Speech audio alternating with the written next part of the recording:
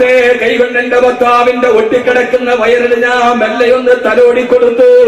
ഭക്ഷണമല്ലേ അകത്തുകൂടി കൊടുക്കാൻ കഴിയാത്തത്, സ്നേഹം പുറത്തുകൂടി കൊടുക്കാൻ ഫിസിക്കില്ലല്ലോ. എന്റെ ഭർത്താവിന്റെ വയറിൽ ഞാൻ മെല്ലെ തലോടി കൊടുത്തു.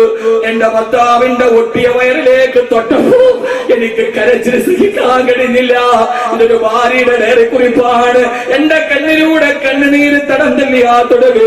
ഹബീബായ മുത്തിന്റെ മുഖത്തേക്ക് ആയിഷ ബീവിയുടെ കണ്ണുനീര് വീണപ്പോ ഹബീബായ നബി തങ്ങൾ ഉറക്കത്തിൽ നിന്ന് ചാടിയെടുത്തേട്ടു. നോക്കിയപ്പോ ഒട്ടിയ വയറിൽ കെട്ടിപ്പിടിച്ചുകൊണ്ട് പൊട്ടിക്കരയുന്ന ഭാര്യയെ കണ്ടപ്പോ ഹബീബായ മുത്ത് ചോദിച്ചു, ആയിഷ എന്തേ മോളെ എനിക്ക് സഹിക്കാൻ കഴിയുന്നില്ല യാ റസൂലല്ലാഹ്. തന്റെ പ്രിയപ്പെട്ട ഭാര്യയുടെ കൈവിരലുകളിലേക്ക് തന്റെ റിസാലത്തിന്റെ കൈവിരലുകളെ ചേർത്ത് വെച്ചിട്ട് അള്ളാന്റെ റസൂൽ ചോദിച്ചു, ആയിഷ ഇവിടത്തെ സമ്പന്നത വേണോ അതല്ല നാളെ സ്വർഗത്തിന്റെ സ്വർണ്ണക്കട്ടില്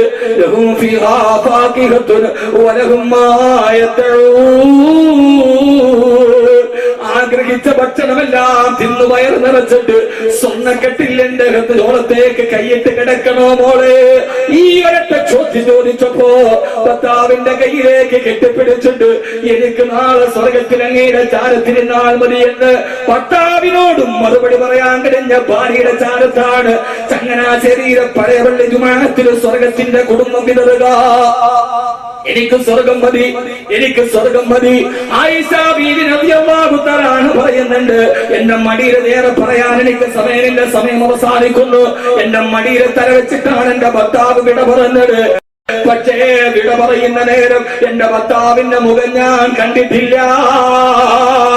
പെട്ടോടോറിന്റെ ഉച്ചിട്ടം മുഴുവനും വീട്ടിലേക്ക് വന്ന് കുവിഞ്ഞുകൂടുമ്പോ സമ്പന്നതയുടെ മടിത്തട്ടിൽ നിന്ന് കോൺക്രീറ്റ് സൗധത്തിൽ നിന്ന് രാജകീയ നൗകയിലേറി പഞ്ചനക്ഷത്ര ഹോട്ടലുകളുടെ പിന്നാമ്പുറങ്ങളിൽ സുഖം നേടിയറിയുന്ന ആധുനിക ലോകത്തിനും മനസ്സിലാകുമോ എന്നറിയില്ല. ഈ ഭാര്യഭർത്തൃ ബന്ധം എന്റെ ന്യൂ ജനറേഷൻ ഫ്രീക്കൻ ചെറുക്കന്മാർക്ക് അറിയുമോ എന്നറിയില്ല. ഭാര്യയുടെ കൈപിടിച്ചിട്ട് വൈകുന്നേരം തുറക്കുന്ന സായാഹ്നശാലകളിൽ ഉന്മാദനത്തിന്റെ വെട്ടി എറണാകുളത്തെയും കൊച്ചിയിലെയും ഡാൻസ് ബാറുകള് മധുവിധു ആഘോഷിക്കുന്ന സരിമാനടന്മാരെ അനുകരിച്ചിട്ട് മാത്രം താടി വളർത്തിയിട്ട് മുടി ചുരുട്ടിയിട്ട് ന്യൂ ജനറേഷൻ ഫ്രീക്കന്മാരുണ്ട്. ആരാ ന്യൂ ജനറേഷൻ ഫ്രീക്കന്മാരെന്നറിയോ? എന്റെ ഭാഷയിൽ തന്നെ പറഞ്ഞാൽ അണുകുടുംബത്തിൽ പറഞ്ഞിട്ട് ആധുനിക രാസവള നിർമ്മാണശാലയിലെ ഉപോൽപ്പന്നം പോലെ KFC-യും കെൻഡക്കിയും ബർഗറുമാരും തിന്നുപടിച്ച് പാതിരാസമയത്ത് കയ്യിലിരിക്കുന്ന ടച്ച് സ്ക്രീനിൽ വിരലുയർത്തിയിട്ട് ലോകത്തുള്ള 140 രാഷ്ട്രത്തിൽ ഏതൊക്കെ പെണ്ണ് തുണിയുരിഞ്ഞാടിയാലും അത് മുഴുവനും www.com-ലൂടെ കണ്ട് കിടന്ന് പാതിരാസമയത്ത് കടലിന്റെ പുറത്തിരുന്ന് അരക്കിൽ പോട്ട് തുണിയില്ലാത്ത കാമുകിയോട് കോൺസെപ്റ്റിന്റെ രതിസുഖമാസ്വദിച്ചു. അവസാനം പകലന്തി മുത്തു കഴിയുമ്പോ പാതിരാത്രിയാകുമ്പോ ലാപ്ടോപ്പിന്റെ ഡെസ്ക്ടോപ്പിലേക്ക് തളർന്നിട്ട് മുഖം ഡെസ്ക്ടോപ്പിലേക്ക് ചേർന്ന് വെച്ച് മയങ്ങി കിടന്നിട്ട് രാവിലെ സൂര്യൻ ഉദിക്കുമ്പോ എഴുന്നേറ്റിട്ട് അരക്കിൽ പോട്ടില്ലാത്ത കറുമുടയും ധരിച്ചിട്ട് റോഡിലൂടെ ജോഗിങ്ങിന് നടക്കുന്ന എന്റെ അഭിനവകാല ന്യൂജനറേഷൻ ഫ്രീക്കൻ ചെറുപ്പക്കാരെ, നിങ്ങൾക്കിതും മനസ്സിലാകുമോ എന്നറിയില്ല. ഭാര്യഭർത്തൃ ബന്ധം എന്ന് പറയുന്ന പവിത്രമായ ബന്ധത്തെ അരമണിക്കൂർ കണ്ട് അടിവസ്ത്രം വലിച്ചെറിയുന്നവര് 1 മണിക്കൂറിന് 20,000 കൊടുത്തിട്ട് പോയി സ്വീകരിക്കുന്ന ലോകത്തിന്റെ വ്യഭിചാരത്തിന്റെ മാധ്യമമല്ല.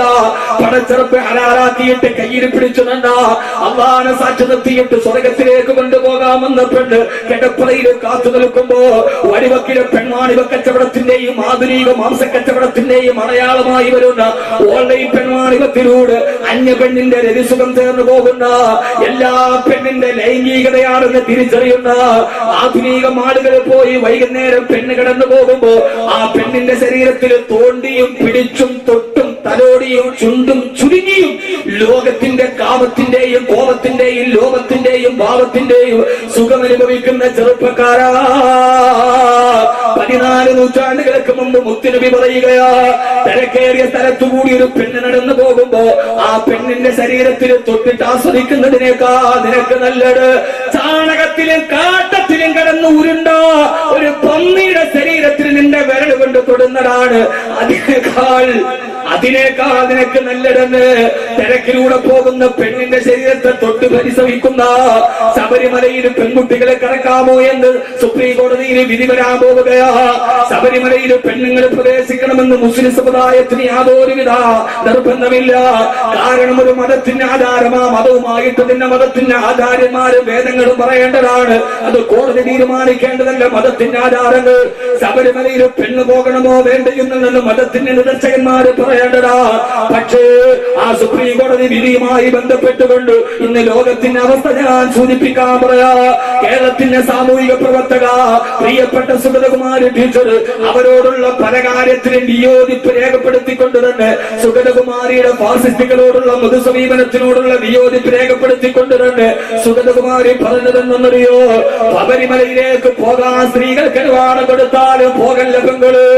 18-ാം പടിയുടെ ഈശ്വര സന്നിധാനത്തിലെ ശരണം വിളികളോടെ കടന്നുപോയാലും ആ തിരക്കിന്റെ ഇടയിലും നിന്റെ ശരീരത്തെ പാഞ്ഞു വരുന്ന ഈ പുരുഷന്റെ നീരാളി കൈകളെ പിടിച്ചു നിർത്താൻ നിനക്ക് കഴിയില്ല. പോകരുതേ. ഈശ്വര സന്നിധാനത്തിൽ പോലും പെണ്ണിന്റെ നേരെ പുരുഷന്റെ കാമക്കൈ വരുമെന്ന രീതിയിൽ കേരളത്തിന്റെ അവസ്ഥ മാറുമ്പോ 14 നൂറ്റാണ്ടുകൾക്ക് മുമ്പ് ഹബീബായ നബി മുഹമ്മദ് മുസ്തഫ സല്ലല്ലാഹു അലൈഹി വസല്ലം പറയാ, ഒരു പെണ്ണിന്റെ അന്യപെണ്ണിന്റെ ശരീരത്തിലൊന്ന് തൊട്ടിട്ടും മാളുകളിൽ അതിനു വേണ്ടി പോകുന്ന, പാർക്കുകളിൽ അതിനു വേണ്ടി പോകുന്ന, അമ്പലത്തിലെ ഉത്സവത്തിന് അതിനു വേണ്ടി പോകുന്ന, അമ്പലത്തിൽ ഉത്സവം നടക്കുമ്പോൾ മുസ്ലിം കുട്ടികൾ പോകുന്നത് നിങ്ങൾ എന്നെ വെടിവെച്ചാലും കുഴപ്പമില്ല, തെറി പറഞ്ഞാലും എനിക്ക് കുഴപ്പമില്ല. കാരണം അതൊക്കെ എനിക്ക് കിട്ടുന്ന അംഗീകാരങ്ങളായി വിലപ്പെടുത്തിക്കൊണ്ട് തന്നെ അനക്ക മറ്റു നിദ്രയില്ല. 20 മുമ്പതായി എനിക്കതീവ ദൂരമുണ്ട് വിശ്രമം നടക്കുക. 3 വെള്ളത്തുണിയിൽ പൊതിഞ്ഞിട്ട് എന്റെ വീടിന്റെ ഉമ്മറപ്പടിയിൽ എന്നെ കിടത്തുന്നതിന് മുമ്പ് എനിക്ക് ഈ സമൂഹത്തോട് ചെയ്യാൻ പല ലക്ഷ്യങ്ങളുണ്ട്. ആ ലക്ഷ്യത്തിന്റെ പ്രവർത്തനത്തിനാണ് ഞാനും കാശ്മീർ അടക്കമുള്ള ആളുകൾ അപവാദങ്ങളെ ഭയക്കുന്നില്ല മോനെ. അമ്പലത്തിന്റെ ഉത്സവത്തിന് മുസ്ലിം കുട്ടികൾ പോകുന്നത് പൂരം കാണാനല്ല, അവിടുത്തെ പ്ലോട്ട് കാണാനല്ല.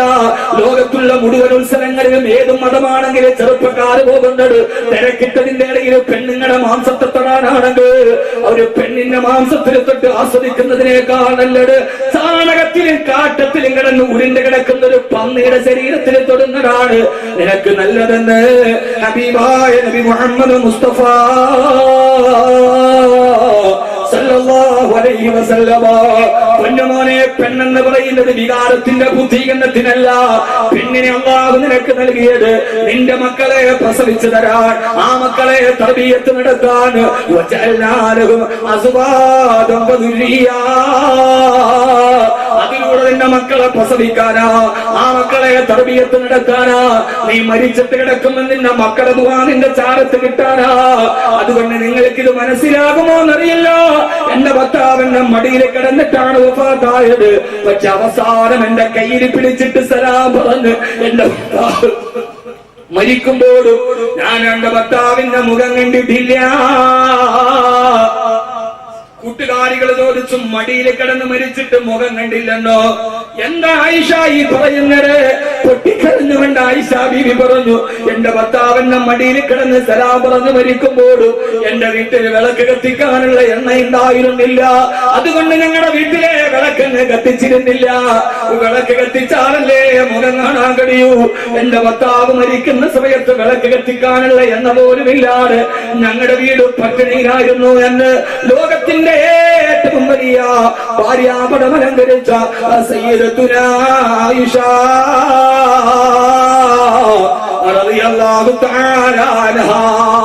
അതുകൊണ്ട് സഹോദരങ്ങളെ, ഭാര്യയും ഭർത്താവും ഇങ്ങനെ ആയാലേ പരസ്പരം സ്നേഹിക്കുന്ന, പരിമിതികൾ അറിയുന്ന, പ്രയാസങ്ങൾ അറിയുന്ന, ഭർത്താവിന്റെ സങ്കടത്തിൽ പങ്കുചേരുന്ന, സർവോപരി അള്ളാഹുവിനെ പേടിയുള്ള ഒരു പെണ്ണിന്റെ വീട്ടിൽ നിന്ന് ചെറുപ്പക്കാരനെ പിടിച്ചിട്ട് കൊണ്ടുവന്ന് നാട്ടുകാര് വിചാരണ ചെയ്തു. പച്ച വിചാരം നടന്നാൽ പിറ്റേ ദിവസം ചായക്കടയിൽ ആളുകൾ പറഞ്ഞ ന്യായം എന്തെന്നറിയോ? അവസാനം പറയും, എന്നാലും അവളെ എങ്ങനെയാ കുറ്റം പറയാ? അവളും അവനും തമ്മിൽ 12 വയസ്സിന്റെ വ്യത്യാസമില്ലേ? പിന്നെ നമ്മുടെ ന്യായം എന്താ? പെണ്ണിന്റെ വീട്ടിൽ നിന്ന് ചെറുപ്പക്കാരനെ കൈയോടെ പിടിച്ചു, എല്ലാം നടന്നു ഉറപ്പുണ്ടെങ്കിൽ പിറ്റേ ദിവസം ചായക്കടയിലെ ചർച്ച എന്താ? എങ്ങനെയാ ഇപ്പൊ എന്തൊക്കെ കാര്യം ശരിയാണെങ്കിലും അവളെ കുറ്റം പറയാൻ പറ്റുമോ? അവളും തമ്മിൽ അവളെത്ര സുന്ദരിയ, അവളെത്ര ചെറുപ്പ, അവനാണെങ്കിലോ എന്നാലും അവളും ഒരു പെണ്ണല്ലേ എന്നൊക്കെയാണ് നമ്മുടെ ന്യായം. അങ്ങനെ പറയണമെങ്കിൽ ആരെ കുറിച്ചാ പറയേണ്ടത്? ഹബീബായ നബി തങ്ങളുടെ ഭാര്യ ആയിഷ റളിയല്ലാഹു അൻഹയ്ക്ക് എത്ര വയസ്സുണ്ട്? ഹബീബായ മുത്തിന് എത്ര വയസ്സുണ്ട്? അവര് തമ്മിൽ എത്ര വയസ്സിന്റെ അന്തരമുണ്ട്? ചിന്തിക്ക്. വാത് കേട്ട മാത്രം പോരല്ലോ.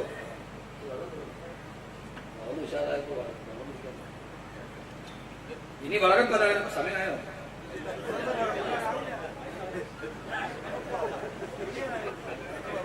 അല്ലാഹു നമ്മളെ സ്വീകരിക്കട്ടെ. സമയാവണം, അല്ലാത്തതല്ല. ഞാൻ ഇഖ്ലാസോട് കൂടി പറയാൻ, ഇത് കഴിഞ്ഞിറങ്ങുമ്പോ ഒരു കുടുംബത്തിന്റെ ചലനത്തിന് മാറ്റമുണ്ടാവും, ഒരു കുടുംബത്തിന്റെ സംസ്കാരത്തിന് മാറ്റമുണ്ടാവും.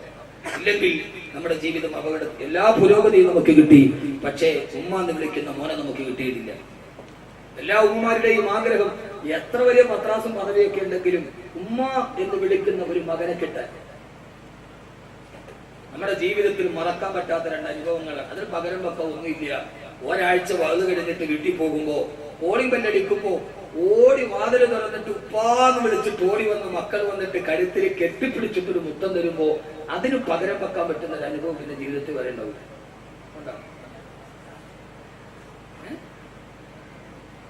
അപ്പൊ ഒന്ന് ഗൾഫിൽ പോയി, ഇല്ല ഒരാഴ്ചത്തേക്ക് എവിടെയെങ്കിലും പോയി തിരിച്ചു വരുമ്പോ ഇപ്പൊ കാശ്മീരൊക്കെ ചോദിക്ക്, ഞാനൊക്കെ പിന്നെ ഒരു 3-4 ദിവസം കഴിഞ്ഞാൽ വീട്ടിൽ തരും. കാശ്മീർ പോയാൽ പിന്നെ 1 മാസമൊക്കെ കഴിഞ്ഞാൽ വരും. വീട്ടിലൊന്നും വരവില്ല.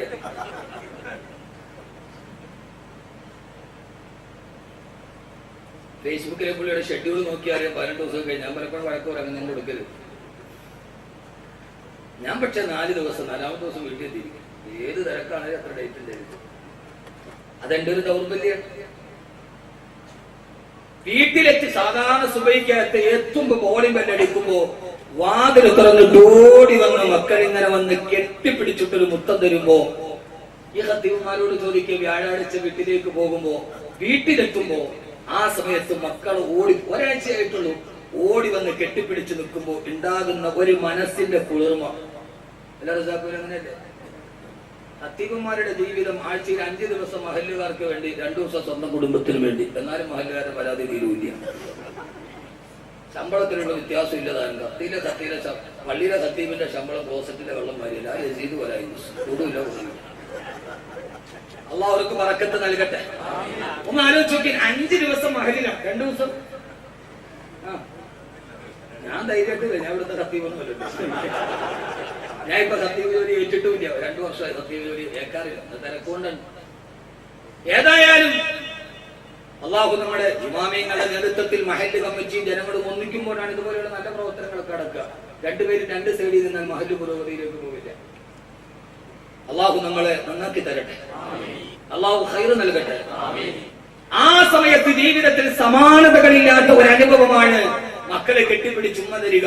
2ാമത്തെ അനുഭവം, കുളിച്ചിട്ട് പടയിൽ പോയി കുളിച്ചിട്ട് കുളിമുറിയിൽ കുളിച്ചിട്ട് കയറി വരുമ്പോ കൊച്ചു പ്രായത്തിൽ മുടിയിലൂടെ തോർത്തിട്ട് വെള്ളം പോകാതെ മുടിയിലൂടെ വെള്ളം ഇങ്ങനെ ഒലിച്ചിറങ്ങുമ്പോ ഉമ്മ ഓടി വന്നിട്ട് അടുക്കളയിൽ നിന്ന് ഓടി വന്നിട്ട് അടുക്കളയിലെ പുകയും കറയും കരിയും പറ്റി ഉമ്മാടെ തലമുണ്ടെടുത്തിട്ട്, മക്കളെ മുടിയിൽ വെള്ളം കിടന്നാൽ പനി പിടിക്കുമെന്ന് പറഞ്ഞു ഉമ്മാടെ കരി പുരണ്ട ഇടത്തെ കൈകൊണ്ട് കരുത്തി കൂടെ കൈയിട്ട് ഉമ്മാന്റെ നെഞ്ചിലേക്ക് ചേർത്ത് പിടിച്ച് ആ ഉമ്മാന്റെ തലയിൽ കിടന്ന അടുക്കളയുടെ കരിപുരണ്ട കറുത്ത തലമുണ്ടുകൊണ്ട് തല ഇങ്ങനെ തോർത്തി തന്നപ്പോ കിട്ടിയ ഒരു സുഖം, അതിനു പകരം ദുബൈയിലെ ബർജ് ദുബൈയിലെ 5 നക്ഷത്ര ഹോട്ടലിന്റെ ബാത്ത് ടബിൽ കുളിച്ചാലും അതിന് പകരമാവില്ല.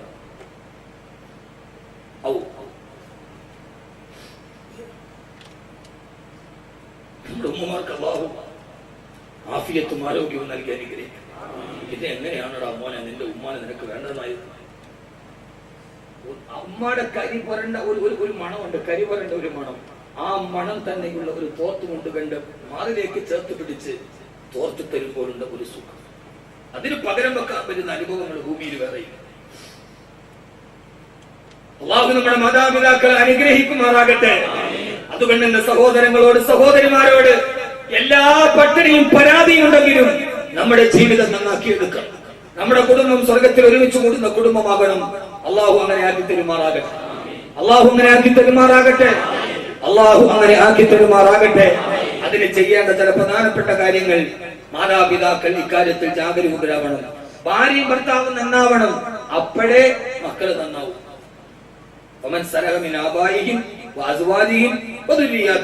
ഇത് മൂന്നാണ് സ്വർഗത്തിലെ കുടുംബം. ഭാര്യയും ഭർത്താവ് നന്നായാലേ മക്കള് നന്നാവും. രണ്ടാമത്തെ പാട്ട്, ഭർത്താവിന്റെ ത്യാഗത്തിന് പങ്കാളിയാകുന്ന ഭാര്യ, ഭാര്യയോട് സ്നേഹത്തോടെ സഹകരിക്കുന്ന ഭർത്താവ്, ഇത് കണ്ടു വളരുന്ന മക്കൾ. ഖദീജയുടെ വീട്ടിലെ ഫാത്തിമ പറക്കും റളിയല്ലാഹു അൻഹ. ഇബ്രാഹിം നബിക്ക് ഇസ്മായിൽ ഉണ്ടാവും. ഭാര്യ ഖദീജയാവണം, ഭർത്താവ് ഇബ്രാഹിം നബിയെ പോലെയാകണം, എന്നാലേ മക്കൾ ഉണ്ടാവൂ. ഇല്ലെങ്കിൽ മക്കൾ ഇസ്മായിൽ നബിയെ പോലെയാവൂ, ഇല്ലെങ്കിൽ മക്കൾ ഇസ്മായിൽ നബിയെ പോലെ ആവില്ല. ആവോ സഹോദരങ്ങളെ? ആവൂ നിങ്ങൾക്ക് തോന്നലുണ്ടോ? ഏറ്റവും നല്ല മകനെ ഉണ്ടാക്കി കൊടുത്തതാരാ? ഏറ്റവും നല്ല മകനെ ഉണ്ടാക്കി കൊടുത്തതാരാ? ഇന്ന് നിങ്ങളൊന്ന് ആലോചിച്ചു നോക്കി, നമ്മുടെ മക്കളെ നന്നായിട്ട് വളർത്താൻ നമുക്ക് കഴിഞ്ഞിട്ടുണ്ടോ? ഒരൊറ്റ കാര്യം, സഹോദര സമുദായ അംഗങ്ങൾ നമ്മുടെ ഈ വാദം കേൾക്കുന്നുണ്ടാവും ഇല്ലേ? അവർക്കാർക്കും എന്നോടൊരു പരാതിയും തോന്നരുത്. ഞാൻ അത്തരക്കാരനല്ല. ഏറ്റവും നല്ല മതസൗഹാർദ്ദ പ്രഭാഷകനുള്ള അവാർഡ് വാങ്ങിച്ച ആളാണ് ഞാൻ. പക്ഷെ ചില പരമാർത്ഥങ്ങൾ പറയാതിരിക്കുന്നത്. നിങ്ങളൊന്ന് ആലോചിച്ചു നോക്കി, നമ്മുടെ മക്കൾ സന്ധ്യാസമയം, അള്ളാഹു തൗഫീഖ് നൽകട്ടെ, അള്ളാഹു തൗഫീഖ് നൽകട്ടെ, അള്ളാഹു തൗഫീഖ് നൽകട്ടെ. ആ സന്ധ്യാസമയത്താണ് നമ്മുടെ മക്കൾക്ക് നമ്മൾ തർബീയത്ത് കൊടുത്തത്. എന്താണ് സന്ധ്യ? എന്താണ് രാത്രി? ആദരവായ പ്രവാചകൻ നബി മുഹമ്മദ് മുസ്തഫ സല്ലല്ലാഹു അലൈഹി വസല്ലം പറഞ്ഞതല്ലേ, സന്ധ്യ വരുമ്പോ ആ സമയത്ത് നിങ്ങളുടെ മക്കളെ ഇരുത്തിയിട്ട് ഖുൽ ഹുവല്ലാഹു അഹദ് ഓതണം, ഖുൽ അഊദു ബിറബ്ബിൽ ഫലക് ഒരു പ്രാവശ്യമെങ്കിലും ഓതണം. ആ സമയത്ത് നിങ്ങൾ സൂറത്തുൽ മുൽക്ക് പാരായണം ചെയ്യണം. സന്ധ്യാസമയത്ത് സൂറത്തുൽ മുൽക്ക് പാരായണം ചെയ്താൽ ഖബറിൽ ഇരുട്ട് മാറുമെന്ന് നബി മുഹമ്മദ് മുസ്തഫ. കാരണം എന്താ? സന്ധ്യ വരുന്നത് ഖബറിന്റെ ഇരുട്ടിനെ കുറിച്ച് പറയാനാ. സന്ധ്യ വരുന്ന രാത്രി നമ്മോട് പറയുന്ന ഉപദേശമേടാ. ഇതേപോലെ അന്ധകാര നിബിഡമായ ഖബറിലേക്ക് നിങ്ങൾക്ക് പോകാറുള്ളടാ. അതുകൊണ്ട് ആ സമയത്ത് സൂറത്തുൽ മുൽക്ക് ഓതിയാൽ ഖബറിൽ പ്രകാശം കിട്ടുമെന്ന് നബി മുഹമ്മദ് മുസ്തഫ സല്ലല്ലാഹു അലൈഹി വസല്ലമ. എങ്ങനെയാണ് നമ്മുടെ മക്കൾ നന്നാവുക? എങ്ങനെയാണ് നമ്മുടെ ഭാര്യ നന്നാവുക? അതിന്റെ പരമപ്രധാനമായ കാര്യം എന്റെ പ്രിയപ്പെട്ട ചങ്ങനാശ്ശേരിയിൽ എന്നെ കേൾക്കാനെത്തവരോട്, നിങ്ങളുടെ സന്ധ്യാസമയം നന്നാക്കിയാലല്ല. നമ്മുടെ പഴയകാല സന്ധ്യയുണ്ടല്ലോ, ഈ പഴയ പള്ളിയിലെ പഴയകാല സന്ധ്യയുണ്ടല്ലോ, മഗ്‌രിബിന്റെ സമയം. ആ മഗ്‌രിബിന് ബാങ്ക് വിളിക്കുന്നതിന് മുമ്പ് 2 റക്അത്ത് നിസ്കരിക്കണം, അതിനുശേഷം 2 റക്അത്ത് നിസ്കരിക്കണം, അതിനുശേഷം അവ്വാബി നിസ്കരിക്കണം. അങ്ങനെ നിസ്കരിക്കുന്ന കുടുംബത്തിലാണ് അല്ലാഹുവിന്റെ റഹ്മത്ത് കിട്ടുന്നത്. അവരാണ് സ്വർഗത്തിലെ കുടുംബമാകുന്നത്. ഹബീബായ നബി മുഹമ്മദ് മുസ്തഫ. പണ്ട് കാലത്തൊക്കെ സുബഹിക്ക് മുമ്പ് നമ്മൾ മഗ്‌രിബിന് മുമ്പ് കേൾക്കാറില്ലേ? സുബ്ഹാനല്ലാഹി വബിഹംദിഹി സുബ്ഹാനല്ലാഹിൽ ലദീ വബിഹംദിഹി അസ്തഗ്ഫിറുല്ലാഹ്. ഇന്നും ദറസുകളുള്ള പള്ളിയിൽ മഗ്‌രിബിനും ഇതൊക്കെ കേൾക്കാറുണ്ട്. ഇന്ന് ദറസുകളൊക്കെ നമ്മൾ പടിയടച്ച് പുറത്താക്കി. സഹോദരങ്ങളെ, കലിമത്താനി ഖഫീഫത്താനി അലൽ ലിസാൻ സകീലത്താനി ഫിൽ മീസാൻ ഹബീബത്താനി ഇലർ റഹ്മാൻ. നാക്കുകൊണ്ട് പറയാൻ എളുപ്പമുള്ളൊരു വാക്കിനേക്കാൾ വലിയൊരു വാക്കില്ല. മീസാനിനേക്കാൾ ഭാരമുള്ളൊരു വാക്കില്ല. അല്ലാഹുവിന് ഏറ്റവും ഇഷ്ടപ്പെട്ട ഇതിനേക്കാൾ വലിയൊരു വാക്കില്ല. സന്ധ്യാസമയത്ത് തസ്ബീഹ് പറഞ്ഞ, സന്ധ്യാസമയത്ത് ഖുർആൻ ഓതിയ സന്ധ്യാസമയം, ആ സമയത്താണ് ഏഷ്യാനെറ്റുകാരൻ ഭക്തിയാണ് സന്ധ്യയുടെ മുഖമുദ്ര. ആ സമയത്താണ് ഹൈന്ദവ സഹോദരങ്ങൾക്ക് ഭക്തിയുടെ സന്ധ്യാഭാസന നടത്തുക. മുസ്ലിമീങ്ങൾ സന്ധ്യാസമയത്ത് സൂറത്തുൽ മുൽക്ക് ഓതണം, സൂറത്തുൽ വാഖിയ ഓതണം. വാഖിയ ഓതിയാല് ജീവിതത്തിന് ദാരിദ്ര്യം ഉണ്ടാവില്ല. മക്കൾക്ക് കൊടുക്കാൻ പറ്റുന്ന ഏറ്റവും വലിയ സമ്മാന സൂറത്തുൽ വാഖിയായ മഹാനായ ഇബ്നു മസ്ഊദ് റളിയല്ലാഹു തആല വഫാത്തിന്റെ വേളയിൽ കിടന്ന് പൊട്ടിക്കരയുമ്പോ ഉസ്മാൻ റളിയല്ലാഹു അൻഹു കാണാൻ വന്നു. എന്തേ ഇബ്നു മസ്ഊദ്, നിങ്ങൾ മരിച്ചാൽ നിങ്ങളുടെ പെൺമക്കൾ പട്ടിണിയാകുമെന്ന് കരുതിയിട്ടാണോ കരയുന്നത്? ഇബ്നു മസ്ഊദ് റളിയല്ലാഹു അൻഹു പറയാ, ഞാൻ മരിച്ചാലും എന്റെ മക്കള് പട്ടിണി കിടക്കില്ലെന്ന് എനിക്ക് ഉറപ്പാ. എന്താ ഇബ്നു മസ്ഊദ്? എന്റെ ഹബീബായ മുത്തനിക്ക് പഠിപ്പിച്ചു തന്നിട്ടുണ്ട്, ഏതെങ്കിലും പെൺകുട്ടികൾ പെൺകുട്ടികൾ മഗ്‌രിബ് നമസ്കാരത്തിന് ശേഷം പതിവായി സൂറത്തുൽ വാഖിയ പാരായണം ചെയ്താൽ ലം തുസിബുഹു ഫാഖാ, മരണം വരെ അവർക്ക് ദാരിദ്ര്യം ജീവിതത്തിൽ ഉണ്ടാവില്ല. ഇതെന്നെ മുത്തനിക്ക് പഠിപ്പിച്ചതെന്ന അന്നോട് എന്റെ പെൺമക്കളെ കൊണ്ട് ഞാൻ സൂറത്തുൽ വാഖിയ ഓദിക്കുന്നുണ്ട്. അതുകൊണ്ട് ഞാൻ മരിച്ചാലും എന്റെ പെൺമക്കള് പട്ടിണിയിലാവില്ല. ആർക്ക് പറയാൻ പറ്റും? ഏതുപ്പാക്ക് പറയാൻ പറ്റും ഞാൻ മരിച്ചാൽ എന്റെ മക്കള് പട്ടിണിയിലാവില്ല എന്ന്? ഈ ഏറ്റവും വലിയ വീടിന്റെ സംസ്കാരത്തെ നമ്മൾ നശിപ്പിച്ചു കളഞ്ഞു. സന്ധ്യാസമയത്ത് മുസ്ലിമീങ്ങൾ ഇതൊക്കെ ഓടണം. സന്ധ്യാസമയത്ത് ഹൈന്ദവ സഹോദരങ്ങൾ അവരുടെ ഭക്തിയുടെ സമയമാണ്. ആ സമയത്ത് അവര് സന്ധ്യാപ്രാർത്ഥന നടത്താറുണ്ട്. അവരുടെ പ്രാർത്ഥന രാമ രാമ രാമ രാമ രാമ രാമ പാകിമ, രാമപാദം ചേരണേ മുകുന്ദ രാമ പാകിമ, കട്ടിമുട്ടി നായക പുരുന്ദരാതി സേവിത, കട്ടവാരി ജയ മുകുന്ദ രാഗമാകി വാകിമ. രാമ രാമ സന്ധ്യാനാമം ജപിക്കാറുണ്ട്. ആ സന്ധ്യാസമയം ഭക്തിയുടേതാ. എന്റെ പ്രിയപ്പെട്ട മുസ്ലിം കുടുംബമേ, മഗ്‌രിബിന്റെ സമയത്ത് ഖുർആനോദയുടെ സമയത്ത് ഏഷ്യാനെറ്റുകാരൻ 7 മണിയാകുമ്പോ നിന്നെ അറിയാതെ പറയിപ്പിച്ചിട്ടുണ്ട. ആ സമയത്താണ് ഏഷ്യാനെറ്റിലും സൂര്യനും ഭക്തിയുടെ സീരിയൽ നടക്കുക. ഏഷ്യാനെറ്റുകാരൻ അറിയാം ഭക്തിയുടെ സമയമാണത്. അപ്പോഴാണ് ശബരിമല അയ്യപ്പൻ എന്ന സീരിയൽ ഉള്ളത്. അപ്പോഴാണ് പരശുരാം എന്ന മഹാവിഷ്ണുവിന്റെ സീരിയൽ ഉള്ളത്. മഗ്‌രിബിന് പള്ളിയിൽ വാങ്ങി വിളിക്കുമ്പോ ആ സമയത്ത് ഖുർആനോദയിട്ട് മക്കളെ വട്ടം ചുറ്റിലെത്തിയിട്ട് സുബ്ഹാനല്ലാഹി വബിഹംദിഹി എന്ന് ദിക്ർ പഠിപ്പിച്ചു കൊടുക്കേണ്ട നീ സീരിയലിന് റിമോട്ട് ഓൺ ചെയ്തപ്പോ ഏഷ്യാനെറ്റിന്റെ സീരിയൽ ഓൺ ചെയ്യുകയാണ്. ആ സമയത്ത് ഓടി വിളിക്കുന്നതെന്താ? ശബണമയ്യപ്പ, ഓം ഗുരുവായൂരപ്പ. അറിയാതെങ്കിലും സന്ധ്യാസമയത്ത് നിന്റെ വീട്ടില് ശിർക്കിന്റെ വാക്ക് നിന്നെ കൊണ്ട് പറയിപ്പിച്ചില്ലേടി? നിന്റെ ജീവിതം എങ്ങനെയാ നല്ലതാവുക? 17 ഇഞ്ചിന് മുകളിൽ 7 മുതൽ 9 വരെ അടയിരിക്കുന്ന കോടിയെ പോലിരിക്കുന്ന പച്ചപ്പൊട്ടി നീ അറിയാതെങ്കിലും നിന്റെ വീട്ടിന്റെ ഉള്ളിൽ ശിർക്കിന്റെ വാക്ക് വന്നാൽ എങ്ങനെയാ നിന്റെ മക്കൾ നാളെ സ്വർഗത്തിന്റെ മക്കളായി പരിണമിക്കുക? ചിന്തിച്ചിട്ടുണ്ടോ നിങ്ങള്? അതാ പറഞ്ഞത് കേൾക്കുന്ന സഹോദര സമുദായത്തിൽ ഒരു വിഷമം ഉണ്ടാവണ്ട.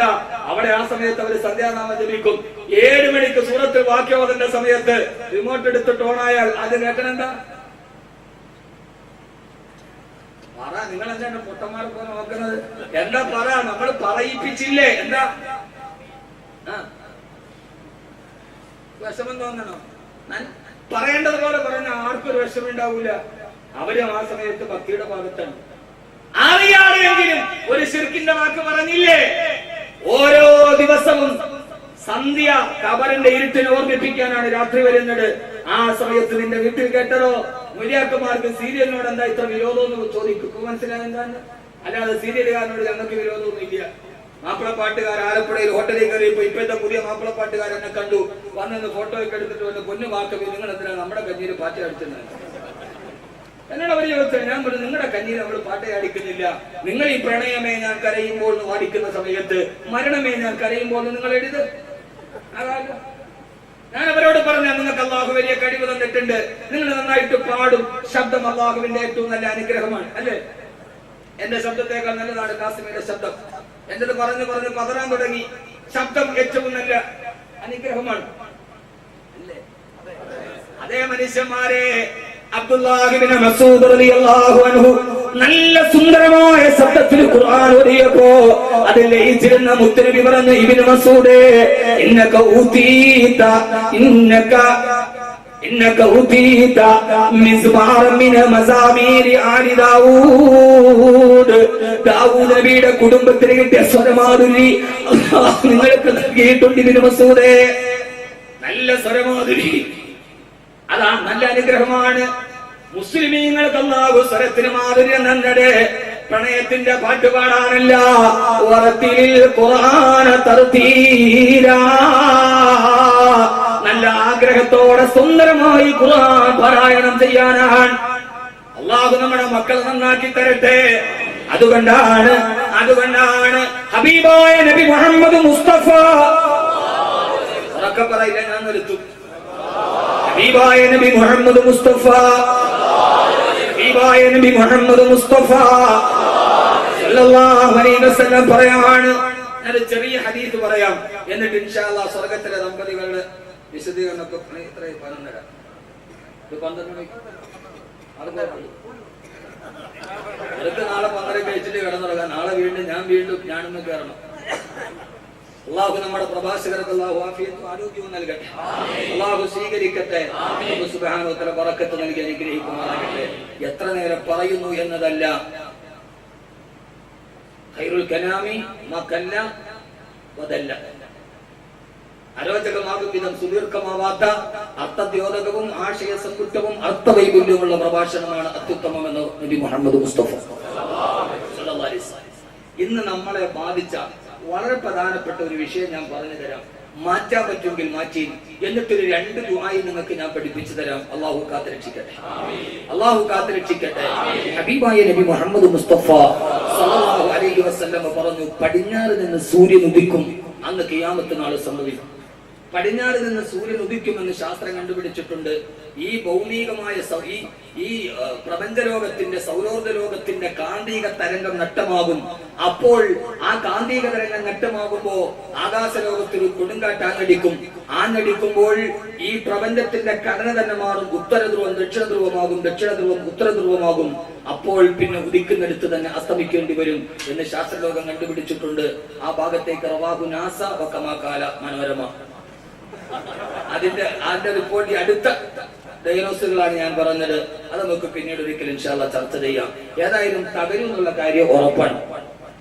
ഹബീബായ നബിയോട് ചോദിച്ചു, നബിയെ സല്ലല്ലാഹു അലൈഹി വസല്ലം, നബിയെ സല്ലല്ലാഹു അലൈഹി വസല്ലം, എപ്പോഴാണ് ലോകം അവസാനിച്ചു പടിഞ്ഞാറ് നിന്ന് സൂര്യൻ ഉദിക്കുന്നത്? അന്ന് തൗബയുടെ വാതിൽ അടഞ്ഞു പോകും. അന്ന് ആര് തൗബ ചെയ്താലും അല്ലാഹു സ്വീകരിക്കില്ല. എപ്പോഴാണ് നബിയെ? അന്നാണ് ദജ്ജാൽ വരുന്നത്. അന്നാണ് ദജ്ജാൽ വരുന്നത്. എന്നാൽ നബി സല്ലല്ലാഹു അലൈഹി വസല്ലം പറഞ്ഞു, യഥാർത്ഥ ദജ്ജാൽ വരുന്നതിന് മുമ്പേ ചില ദജ്ജാലിന്റെ മിനി പതിപ്പുകൾ വരും.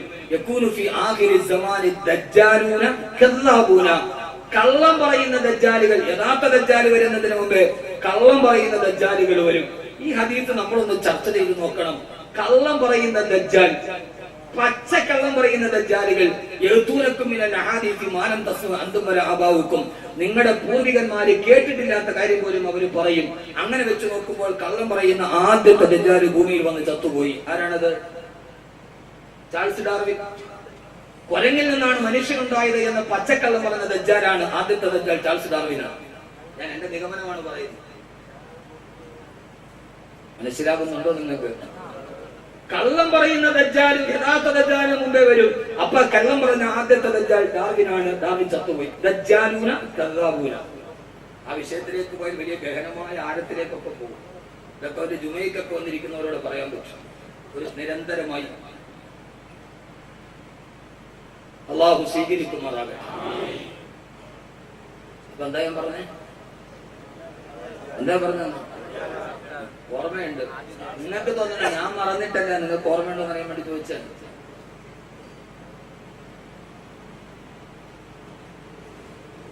ചൂടുള്ള ആളുണ്ടാക്കും. നിങ്ങൾ വാള് പറഞ്ഞിട്ട് തണുത്തുള്ളത് ഭയങ്കര വാള് പറയണ ആളെ, എന്നിട്ട് എനിക്ക് തണുത്തുള്ളത്. ആത്മാ സ്നേഹമൊക്കെ ചിരിയിലുള്ളതാണ്. അതായത് കാസിമിയുടെ ഒരു പ്രത്യേകത നല്ല ചിരിയാണ്. അതേപോലുള്ള ചിരി പിന്നെ ക്ലോസപ്പിന്റെ കവറിലെ ചിരി നന്നായിട്ട് ചിരിക്കും. നല്ല സ്വഭാവമാണല്ലോ. ബാബു നിലയത്തിൽ കൊടുക്കട്ടെ. ചില ആളുകളാണ് എന്ത് പറഞ്ഞാലും അങ്ങനെ നമുക്ക് ചിരിക്കൂല. ഒരു സത്യവിശ്വാസിയുടെ മുഖത്ത് നോക്കി ചിരിക്കൽ സദക്കയാണ്. ചില ആളുകളെ സലാം പറഞ്ഞാലും ഗൗരവമാണ്, ഭയങ്കര വെയിറ്റാണ് അവർ. അതിങ്ങനെ നോക്കും. ആരാണ്? ഞാൻ ഇവിടുത്തെ പാർട്ടിയുടെ ബോക്ക് മെമ്പറാണ്. എവിടെ ചങ്ങനാശ്ശേരി പഴയ ചാക്കത്തോടാണ്. എന്നാലും അവന്റെ വെയിറ്റിനൊരു കാര്യം. ചിരിക്കൽ സുന്നത്താണ്, സദക്കയാണ്. ചിരിക്കാൻ ഒരാൾക്ക് കോപം 64 ഞരമ്പുകൾ വർക്ക് ചെയ്യണം. മുഖത്ത് സന്തോഷം വന്നെങ്കിൽ 3 ഞരമ്പ് വർക്ക് ചെയ്താൽ മതി. അപ്പൊ ഏതാ ലാഭം ശരീരത്തിന്? ചിരിക്കലല്ലേ? ചിരിക്കുക. ആദരവായ പ്രവാചകൻ നബി മുഹമ്മദ് മുസ്തഫ സല്ലല്ലാഹു അലൈഹി വസല്ലം പറയുകയാ, ലോകാവസാനം വരുമ്പോ ഇദ ശംസു കുവിറത് വഇദ നുജൂമു കദറത് വഇദ ജിബാലു സുയിറത് വഇദ വുഹൂഷു ഹുശറത് വഇദ ബിഹാറു ഫുജിറത്. ആകാശം ചുരുട്ടപ്പെടും, സൂര്യൻ ധവളധവളമായി പൊടിക്കപ്പെടും, സമുദ്രത്തിന്റെ ഉള്ളിൽ തീ കത്തിക്കപ്പെടും. സമുദ്രത്തിന്റെ ഉള്ളിൽ തീ കത്തും, ഉറപ്പാണ്.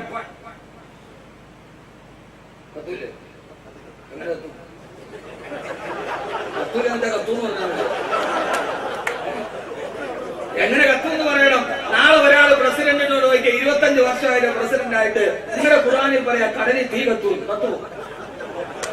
അല്ലാഹുക്കറിയാം. എന്താ എന്റെ സഹോദരങ്ങളെ, ഞാൻ വിഷയം പറയാൻ ഇതിന്റെ അടയാളം നടത്തി. കടലിൽ തീ കത്തുന്ന് സമർത്ഥിക്കാൻ ഇസ്ലാം പുറമ്പോക്കൊന്നുമല്ല. കടലിൽ തീ കത്തും. കടലിന്റെ സാധനം എന്താ? കടല് നിറച്ചെന്താ? കടൽ നിറച്ചെന്താ? വെള്ളം. വെള്ളത്തിന്റെ രാസനാമം എന്താ? എത്തിച്ചുവോ? ഇവനോടാട്ടോ നിങ്ങളെ ആരെയും ഇടാമെന്ന് വിളിക്കില്ല. അവനെ എനിക്ക് വിളിക്കാൻ ലൈസൻസ് ഉണ്ട്. ഇടാന്ന് വിളിച്ചോന്നൊന്നും തോന്നരുത്. വലിയ പാഠം. എത്തിച്ചുവോ? ഹൈഡ്രജന്റെ 2 ആറ്റം, ഓക്സിജന്റെ 1 ആറ്റം. ഇത് രണ്ടും കൂടി കൂടുമ്പോഴാണ് ഈ വെള്ളം ഉണ്ടാവുക. ഹൈഡ്രജന്റെ 2 ആറ്റം, ഫോർ എക്സാമ്പിൾ ഓക്സിജന്റെ 1 ആറ്റം, രണ്ടും കൂടെ ചേരുമ്പോ വെള്ളം ഉണ്ടാവും. ഹൈഡ്രജന്റെ സ്വഭാവം എന്താ? ഒന്ന് പറഞ്ഞിട്ട് ഹൈഡ്രജൻ കത്തും. നക്ഷത്രങ്ങൾ കത്തുന്നത്, നക്ഷത്രങ്ങളിലെ വാതകം ഹൈഡ്രജനും ഹീലിയവുമാണ്. ഇത് രണ്ടും ഉള്ളത് കൊണ്ടാണ് നക്ഷത്രം ഇങ്ങനെ കത്തിച്ചൊലിച്ച് നിൽക്കുന്നത്. ഹൈഡ്രജൻ കത്തുന്ന സാധനം സ്വയം കത്തും. ഹൈഡ്രജൻ. ഓക്സിജൻ കത്താൻ സഹായിക്കുന്നത്, സ്വയം കത്തുന്നതും കത്താൻ സഹായിക്കുന്നതുമായ, എന്നാൽ പെട്രോളും തീയും പോലെ പരസ്പരം ചേർന്ന 2 വാതകങ്ങൾ കൊണ്ടാണ് അല്ലാഹു ഈ വെള്ളത്തെ സൃഷ്ടിച്ചത്. അതുകൊണ്ടാണ് ഒരു ഗ്ലാസ് വെള്ളം ഈ നട്ടുച്ച നേരത്ത് നിന്റെ വയറ് കിടന്ന് കത്തുമ്പോ, ഒരു ഗ്ലാസ് വെള്ളം കുടിച്ചപ്പോ നിന്റെ വയറിന്റെ കത്തല് മാറി. അപ്പൊ നീ പറയണം അൽഹംദുലില്ലാഹ് അല്ലദീ ജഅല മാ തഹൂറാ.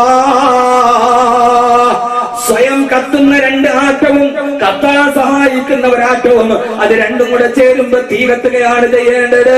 ആ സാധനം കുടിച്ചപ്പോൾ എന്റെ ഹൃദയത്തിന് തണുപ്പ് തന്ന അല്ലാഹ് അൽഹംദുലില്ലാഹ്. സർവസ്തുതിയും നിനക്കാണ് റബ്ബേ. എന്റെ പ്രിയപ്പെട്ട എഞ്ചിനീയറിംഗ് വിദ്യാർത്ഥികളെ, എന്റെ പ്രിയപ്പെട്ട വിദ്യാഭ്യാസമുള്ള ചെറുപ്പക്കാരാ, ഗവേഷണത്തിന്റെ ജനാലയുടെ വാതിൽ ഞാൻ തുറന്നു തരികയാ. ഈ കടല് മുഴുവനും ആഞ്ഞടിക്കുന്ന ജലം, സ്വയം കത്തുന്ന 2 ആറ്റവും കത്താൻ സഹായിക്കുന്ന 2 ആറ്റവും തമ്മിൽ കൂടിച്ചേർന്നതാ. അല്ലാഹുവിന്റെ കുദറത്ത് കൊണ്ടാണ് കത്താതിരിക്കുന്നത്. ഏത് സമയത്തും എന്റെ കുദറത്തിനെ പിൻവലിക്കുന്നുവോ ആ സമയത്ത് ഈ 2 ആറ്റങ്ങൾ തമ്മിൽ കൂട്ടിച്ചേർന്നാൽ അവിടെ തീ ഉണ്ടാകും. കടല് കത്തിക്കപ്പെടും. ഓരോന്നായിട്ട് ഞാൻ പറയാം, സയന്റിഫിക് ആയിട്ട് തന്നെ പറയാം, പക്ഷെ ടൈമില്ല, പിന്നീട് എപ്പോഴേലും ആവാം. അല്ലാഹു കബൂലാക്കുമാറാകട്ടെ. ഈ തിരമാലകൾ ആഞ്ഞെടുക്കുമ്പോ കടലോരത്ത് പോയി കാമുകിയുടെ മടിയിൽ തലവെച്ചിട്ട് ഹറാമുകൾ ചെയ്യുന്ന ചെറുപ്പക്കാരാ,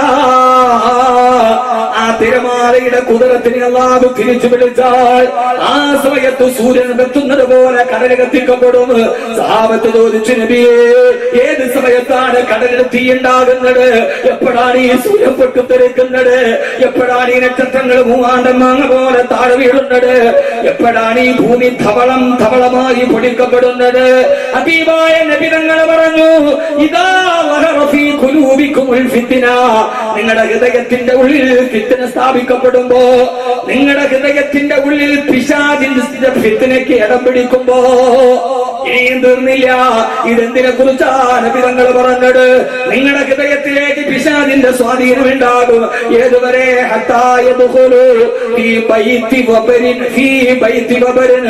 മണ്ണിന്റെ ഇട്ടിക കൊണ്ടുണ്ടാക്കിയ കൊച്ചുകുടിലുമ്പ മദരിന് തോലുകൊണ്ടുണ്ടാക്കിയ കൊട്ടാരത്തിന്റെ ഉള്ളിൽ ആ ഫിത്ന കടന്നു ചെല്ലുമെന്ന് നബി മുഹമ്മദ് മുസ്തഫ. ഇട്ടിക കൊണ്ടുണ്ടാക്കിയ കൊച്ചു വീടിന്റെ ഉള്ളിലും കോട്ട കൊത്തളങ്ങളുടെ ഉള്ളിലും ആ ഫിത്തിന പിശാചിന്റെ ഫിത്തിന സ്ഥാനം പിടിക്കും. ഇതേതിനെ കുറിച്ചാ? മണ്ണ് കൊണ്ടുണ്ടാക്കിയ വീടെന്ന് പറഞ്ഞാൽ അന്നത്തെ ദരിദ്രന്റെ വീട്, തോല് കൊണ്ടുണ്ടാക്കിയ വീട് സമ്പന്നന്റെ വീട്. ലക്ഷം വീടിന്റെ ഉള്ളിലും കോവലുമാർ ലക്ഷം വീടിന്റെ ഉള്ളിലും ഒരു ഈച്ചയ്ക്ക് പോലും കടന്നു വരാത്ത ശീതീകരിച്ച റൂമുകളുള്ള കോൺക്രീറ്റ് സൗധത്തിന്റെ ഉള്ളിലും ഈ ഫിത്തിന കടന്നു വരും സഹാബ. ഇന്നലെ മിനിനാളിനാ വാത് പറയുന്നത് വയനാടാണ്. എളുപ്പമായത് കൊണ്ട് പെരിന്തൽമണ്ണയിൽ നിന്ന് നീലഗിരി വഴി കയറിയിട്ട് വയനാടിന്റെ പ്രദേശത്തേക്ക് പോകുമ്പോ തമിഴ്നാടിന്റെ ബോർഡറത്തിൽ ഇടതുഭാഗത്തിരുന്ന് പെന്റെ ഡ്രൈവർമാരെന്നോട് പറഞ്ഞ സ്ഥാടെ ഒന്ന് നോക്ക്. തമിഴ്നാടിന്റെ ബോർഡറിൽ നോക്കുമ്പോ രണ്ട് സൈഡിലേക്ക് ചെരിച്ചിട്ട് ഓരയിട്ട് മേഞ്ഞ മണ്ണിന്റെ പട ഇട്ടിക ഉണ്ടാക്കിയ കൊച്ചു വീടുകൾ, ഒരാൾക്ക് പോലും നീണ്ടുന്നവർക്ക് കിടക്കാൻ കഴിയാത്ത, കുനിച്ചുകൊണ്ടല്ലാതെ കയറാൻ കഴിയാത്ത വീടുകൾ. ഈ കാലഘട്ടത്തിൽ ഇത്രയും ദരിദ്രന്മാരോ? ആ വീടിന്റെ ഉള്ളിൽ നിസ്കാരത്തിനുള്ള മുസ്ലിമീങ്ങളെ ഞാൻ കണ്ടു. മനസ്സ് വല്ലാതെ വേദനിച്ചപ്പോ ആ ചെറിയ കുടിലെന്നെ കാണിച്ചപ്പോ എന്റെ കണ്ണറിയാതെ നിറഞ്ഞുപോയി. ഞാൻ എന്റെ കൂടെ ഇരുന്ന് എന്റെ ഡ്രൈവർമാരോട് ചോദിച്ചു നോക്കവരിവിടെയുണ്ട്. ഞാൻ പറഞ്ഞു, മക്കളെ നിങ്ങൾ അത്ഭുതപ്പെടേണ്ട, ഇതുപോലുള്ളൊരു വീട്ടിലേതാണ്ട് 6 വർഷത്തോളം ഞാൻ എന്റെ ചെറുപ്പകാലത്ത് ജീവിച്ചിട്ടുണ്ട്. അത് കണ്ടപ്പോ എന്റെ മനസ്സിന്റെ ഇന്നലകളിലേക്ക് പാഞ്ഞുപോയി. കരിമെഴുകിയ തറയിൽ ഒരു തടപ്പായ വിരിച്ചിട്ട് കിടക്കുന്ന ആളുകൾ.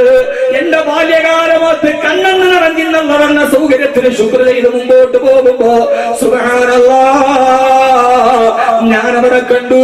ആ സമയത്ത് മഗ്‌രിബിന്റെ സമയമായി. അതിന്റെ ഉള്ളിൽ TV വെച്ചിട്ട് ആളുകൾ സീരിയൽ കാണുകയാ. എന്റെ സഹോദര, ഇതെങ്ങനെ സംഭവിച്ചു?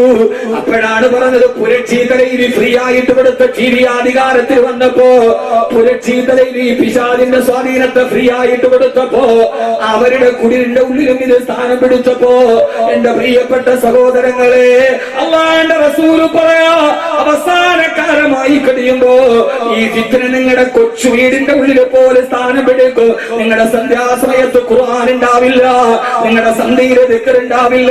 പാതിരാത്രി 10 മണി കഴിയാലും MTV ഫാഷൻ TV കണ്ട് മക്കളോടൊത്ത് ജീവിക്കുന്ന ഒരു പുരോഗമന സമുദായത്തിന്റെ കാലം വരുമെന്ന് ഹബീബായ നബി മുഹമ്മദ് മുസ്തഫ.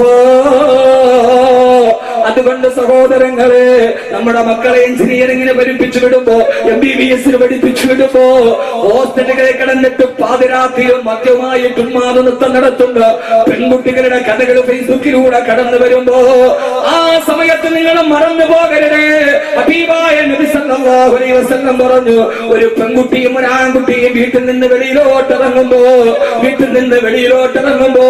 പുസ്തകവും തൂക്കിയിട്ട് 10ാം ക്ലാസ്സിലും 12ാം ക്ലാസ്സിലും പഠിക്കുന്ന പെൺകുട്ടി ഇറങ്ങുമ്പോ നിങ്ങളൊരു ദുആ ചെയ്തിട്ടേ മക്കളെ ഇറങ്ങാവൂ. നിങ്ങൾ ഇറങ്ങുന്ന സമയത്ത് പിശാചുക്കൾ നിങ്ങളെ കാത്തിരിക്കുമ്പോ, നിങ്ങളെ വലതായി പുരുഷന്മാര് കാമപ്പേക്കൂത്തോടെ ഇരിക്കുമ്പോ, ഒരു നല്ല കുടുംബം സ്വർഗത്തിൽ ഒരുമിച്ചുകൂടാ. നിങ്ങളുടെ മക്കളെ ഇത് പഠിപ്പിച്ചു കൊടുക്കണേ. വീട്ടിൽ നിന്ന് ഇറങ്ങുമ്പോ നിങ്ങൾ ഈ ദുആ ചെയ്തിട്ടേ ഇറങ്ങാവൂ. ഏതാണ് ആ ദുആ? ഈ വീട്ടിൽ നിന്ന് ഇറങ്ങുമ്പോ ഒരു ദുആ പറയണം. ഈ കാലഘട്ടത്തിൽ ഏറ്റവും ഫിറ്റാണ് ആ ദുആ. 14 നൂറ്റാണ്ട് മുമ്പ് മുത്തനബി പഠിപ്പിച്ചതാണ്. ഏതാണ് ആ ദുആ? ഇങ്ങനെ വാല് കേട്ടിട്ടിരിക്കാൻ രസമാണ്. ഞാൻ കുറ്റപ്പെടുത്തുകയല്ല. ഇതൊക്കെ നമ്മുടെ മക്കളെ പഠിപ്പിച്ചില്ലെങ്കിൽ നമ്മുടെ മക്കൾ നാളെ സ്വർഗത്തിലെ കുടുംബത്തിന് ചാരത്തുണ്ടാവില്ല, ഉറപ്പാണ്. ഇന്നിറങ്ങിപ്പോകുന്ന കുട്ടി കേറി വരുന്നത് ഗർഭിണിയായി. ഒറ്റപ്പാലത്ത് റെയിൽവേ ട്രാക്കില് തീവണ്ടി വന്നിട്ട് മാംസക്കഷണങ്ങളെ ചിതറിത്തെറിച്ചു കോന്നീര 3 പെൺകുട്ടികൾ. അച്ഛനും അമ്മയും കരഞ്ഞിട്ട് കണ്ണുനീര് തീർന്നിട്ടില്ല. നാട്ടുകാര് പറയുന്ന പെൺകുട്ടികൾ നല്ല പെൺകുട്ടികളാ, ടീച്ചർമാര് പറഞ്ഞ നല്ല പെൺകുട്ടികളാ. പക്ഷേ അവരുടെ കയ്യിൽ അവർക്ക് ഫേസ്ബുക്കില്ല, വാട്സപ്പില്ല. പക്ഷേ പിന്നീട് അന്വേഷണത്തിൽ വന്നത് അവർ രഹസ്യമായി ഫേസ്ബുക്ക് ഉണ്ട്. ക്ലാസ്സിലോട്ട് കയറുന്നതിന് മുമ്പേ സ്കൂളിന്റെ മുമ്പിലുള്ള മാടക്കടയിൽ ഏൽപ്പിച്ചിട്ടാണ് പോവുക. വെളിയിലിറങ്ങുന്ന പെണ്ണുങ്ങളെ കുറിച്ച് ചിന്തിക്കാൻ കഴിയാതെ ഇന്ന് വല്ലാതെ അവധി കിട്ടുമ്പോ ഹർത്താൽ നടക്കുമ്പോ ഇവിടെ നിന്ന് ഊട്ടിയിലേക്ക് ഏകദിന ടൂർ പോകുന്ന സമ്പന്നന്മാരുടെ കണക്ക് കൂടുകയാണ്. ഇവിടെ നിന്ന് ഊട്ടിക്കൊരു യാത്രയില്ല, ഹർത്താൽ ഉണ്ടെങ്കിൽ എന്താ ഊട്ടിക്ക് പോയുള്ള പ്രയോജനം? ഞാൻ പറയണില്ല, അത് പറഞ്ഞാൽ പിന്നെ നാളെ നിങ്ങൾ പോയാലോ. അവസാനിച്ചു ലോകം. ഇനി ഖിയാമത്ത് നാളിന് മറ്റേ തലേന്നാൾ വരാൻ വലിയ സമയമൊന്നുമില്ല.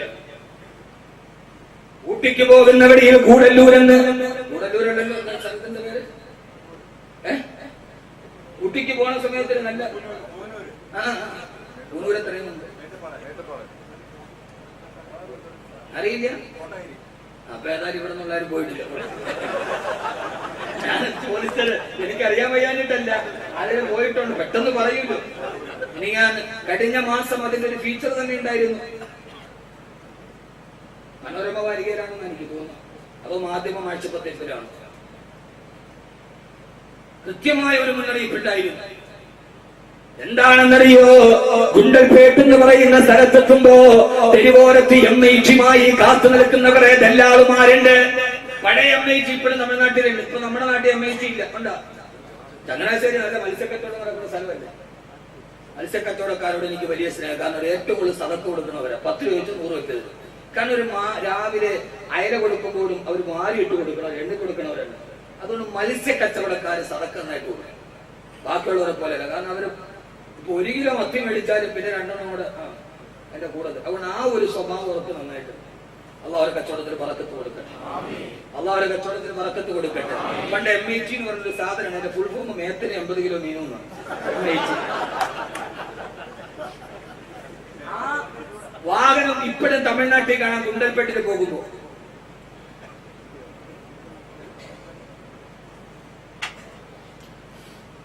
ആ ഗുണ്ടൽപേട്ടിൽ പോകുമ്പോ 15 വയസ്സ് മുതൽ 25 വയസ്സ് വരെയുള്ള പെൺകുട്ടികളുടെ ഫോട്ടോ കാണിച്ച് അവിടേക്ക് വിളിച്ചു കൊണ്ടുപോകുന്ന വ്യഭിചാരത്തിന്റെ കച്ചവടം നടക്കുന്ന സ്ഥലമാതിനാണ് പറയുന്നത്. എന്തിനാ അവിടെ വ്യഭിചാരം നടക്കുന്നത്? മദ്രാസിലെയോ ചെന്നൈയിലെയോ തഞ്ചാവൂരിലോ ബസ് സ്റ്റാൻഡുകളിലോ മാംസം നിൽക്കുന്ന പച്ചവേഷകളല്ല. കേരളത്തിൽ നിന്ന് നേഴ്സിംഗ് പഠിക്കാനും MBA പഠിക്കാനും പോകുന്ന തരുണീമണികളായ പെൺകുട്ടികളെ ഗ്രാമത്തിൽ നിന്ന് മാറി നഗരത്തിൽ പോകുമ്പോ നഗരത്തിനെ അടിച്ചു പൊളിക്കു വേണ്ടി സ്വന്തം ശരീരത്തെ പോലും വിൽക്കുന്ന 15 വയസ്സ് കഴിഞ്ഞു പോയ പെൺകുട്ടികളെ പോലും സുലഭമായി കിട്ടുന്ന അവിടേക്ക് കടന്നു ചെല്ലുമ്പോ കഴിഞ്ഞ ദിവസം കോട്ടയത്തുകാരനായ ഒരു ചെറുപ്പക്കാരൻ കല്യാണം ഉറപ്പിച്ചു വളമാറി. പെൺകുട്ടി ചെന്നൈയിലെ MBA വിദ്യാർത്ഥിനിയാ. കല്യാണം കഴിച്ചാലിന് പോവാൻ പറ്റില്ലല്ലോ എന്നോർത്ത് ഒടുക്കത്തെ പോക്ക് പോയി. അവിടെ പോയി 25 വയസ്സ് 18 വയസ്സുള്ള പെൺകുട്ടിയെ പറഞ്ഞുറപ്പിച്ചിട്ട് റൂമിൽ പോയപ്പോ കാത്തിരുന്ന അവന്റെ മുമ്പിലേക്ക് കടന്നു വന്നത് കഴിഞ്ഞ ആഴ്ച കോട്ടയത്തെ പള്ളിയിൽ വെച്ചവൻ വളയിട്ട് കൈമാറ്റം ചെയ്ത പെൺകുട്ടിയാ. പൊന്നുമോനെ, ഇതൊന്നും ഞാൻ വെറുതെ പറയുന്നല്ല, പ്രസംഗത്തിന്റെ കൊടുപ്പിന് വേണ്ടി പറയുന്നതല്ല. മീൻ കുട്ട ചുമന്നിട്ടും കരിങ്കല്ല് ചുമന്നിട്ടും വണ്ടി കച്ചവടം ചെയ്തിട്ടും മങ്ങാടിയിൽ 100 കിൻഡലിന്റെ ചാക്ക് ചുമന്നിട്ടും മക്കളെ വളർത്തിയിട്ട് ആ മക്കൾ നാളെ ജീവിതത്തിന്റെ ദുരന്തമായി മാറാതിരിക്കാൻ, ആ മക്കള് നിങ്ങൾക്ക് ദുഃഖങ്ങൾ സമ്മാനിക്കാതിരിക്കാൻ നിങ്ങളോട്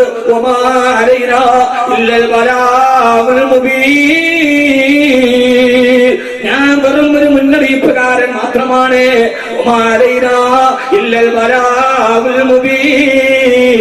നിങ്ങളോട് എത്തിക്കരയേണ്ട ദൗത്യമുള്ളൂ. ഗൾഫിൽ നിന്ന് വന്ന സഹോദരൻ അവിടെ പോയപ്പോ അവന്റെ മുറിയിലേക്ക് വന്നവൻ ഗൾഫിൽ നിന്ന് പൈസ പഠിച്ചിട്ട് MBA പഠിപ്പിച്ചവന്റെ സഹോദരിയാ. ഈ രീതിയിൽ വ്യഭിചാരത്തിന്റെ മാർഗം മാറുമ്പോ നിന്റെ പെൺമക്കളെ വഴിപടപ്പിക്കാൻ ഒരു മിസ്കോള് വന്നാല് നമ്മുടെ കൺമണികളായ പെൺമക്കൾ നഷ്ടപ്പെട്ടു പോയി. ഒരു ചെറുപ്പക്കാരൻ ബസ് സ്റ്റാൻഡിൽ വെച്ച് വശ്യമായി ചിരിച്ചാൽ നമ്മുടെ പെൺമക്കളെ കൈവിട്ടുപോയി. അന്യ സമുദായക്കാരന്റെ കൂടെ പോയ മോളെ ഒത്തിട്ട് ടെൻഷൻ അടിച്ചിട്ട് 2 വൃക്ക പോലും തകരാറിലായ ഉമ്മയെ കുറിച്ച് ഓർക്കുമ്പോ സഹോദരങ്ങളെ, ഭാര്യ സാരികത്തായാലും പോരാ, മക്കള് സാരികീങ്ങളാവണം. അതുകൊണ്ട് പുസ്തകവും തൂക്കിയിട്ട് മക്കൾ വീട്ടിൽ നിന്നിറങ്ങുമ്പോ ആ മക്കളോട് ദുആ പഠിപ്പിച്ചു കൊടുക്കണമെന്ന് നബി മുഹമ്മദ് മുസ്തഫ. വാതിൽ പടിയിൽ നിന്ന് ഈ പിശാചുക്കളുടെ ലോകത്തേക്ക് ഇറങ്ങുമ്പോ അല്ലാഹുവേ, അല്ലാഹുമ്മ ഇന്നി അഊദു ബിക അൻ അദില്ല ഔ അല്ല ഔ അസില്ല ഔ സല്ല ഔ അദ്രിമ ഔ ഉദ്രമ ഔ അജ്ഹല ഔ യുജ്ഹലു അലയ്യ. ഈ ദുആയ്ക്ക് ഇന്നത്തെ കാലത്ത് വളരെയേറെ പ്രസക്തിയുണ്ട്.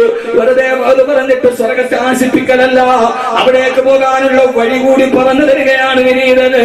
അല്ലാഹുവേ, നിന്നോട് ഞാൻ കാവലിനെ തേടുന്നു. ഞാൻ വഴിപടച്ചു പോകുന്നതിൽ നിന്ന് കാവലിനെ തേടുന്നു. അല്ലാ, എന്റെ വീട്ടിൽ നിന്നിറങ്ങി ഞാൻ കോളേജിലെത്തുന്നത് വരെ, എന്റെ വീട്ടിൽ നിന്നിറങ്ങി ഞാൻ ജോലി സ്ഥലത്തെത്തുന്നത് വരെ എന്നെ വഴിപടപ്പിക്കാൻ പിശാചുക്കളും മനുഷ്യ പിശാചുക്കളെ കാത്തു നിൽക്കുന്നുണ്ട്. എന്നെ വഴിപടപ്പിക്കല്ലേ അല്ലാ. ഔലല്ല, ഞാൻ മറ്റുള്ളവരെ വഴിപടപ്പിക്കുന്നതിൽ നിന്നും എന്നെ ദ്രോഹിക്കപ്പെടുന്നതിൽ നിന്ന് ഡൽഹി എന്ന തലസ്ഥാന നഗരത്തിന്റെ പട്ടാപ്പകരുടെ പെണ്ണിന് മാനത്തോടെ നടക്കാൻ കഴിയാതെ പട്ടാപ്പകര് പോലും പച്ചപ്പെണ്ണിനെ മരത്തിപ്പടത്തി മാനവങ്ങൾ ചെയ്യുന്ന സ്വന്തം ഉമ്മയോട് ലൈംഗിക വൈകൃതത്തിന് വേണ്ടി കടന്നു പിടിച്ചിട്ട് മൽപിടുത്തം നടത്തുമ്പോ അമ്മയുടെ കഴുത്തിൽ പിടിച്ചിട്ട് ആ അമ്മ മരിച്ചു വീണും മലന്ന് കിടക്കുന്ന മാതാവിന്റെ മാറിടത്തിൽ പോലും ലൈംഗികമായ വൈകൃതം കാട്ടിയ 14 വയസ്സുകാരന്റെ ലോകത്ത് നിന്നിട്ടാണ് ഞാൻ പറയുന്നത്. പടച്ചവനെ, ഞാൻ ആക്രമിക്കപ്പെടുന്നതിൽ നിന്ന്, എന്റെ ചാരിത്രം നഷ്ടപ്പെടുന്നതിൽ നിന്ന്, ആളുകൾ എന്നെ തട്ടിക്കൊണ്ടുപോയി പീഡിപ്പിക്കുന്നതിൽ നിന്ന് എന്നെ നീ കാക്കണേ അല്ലാ.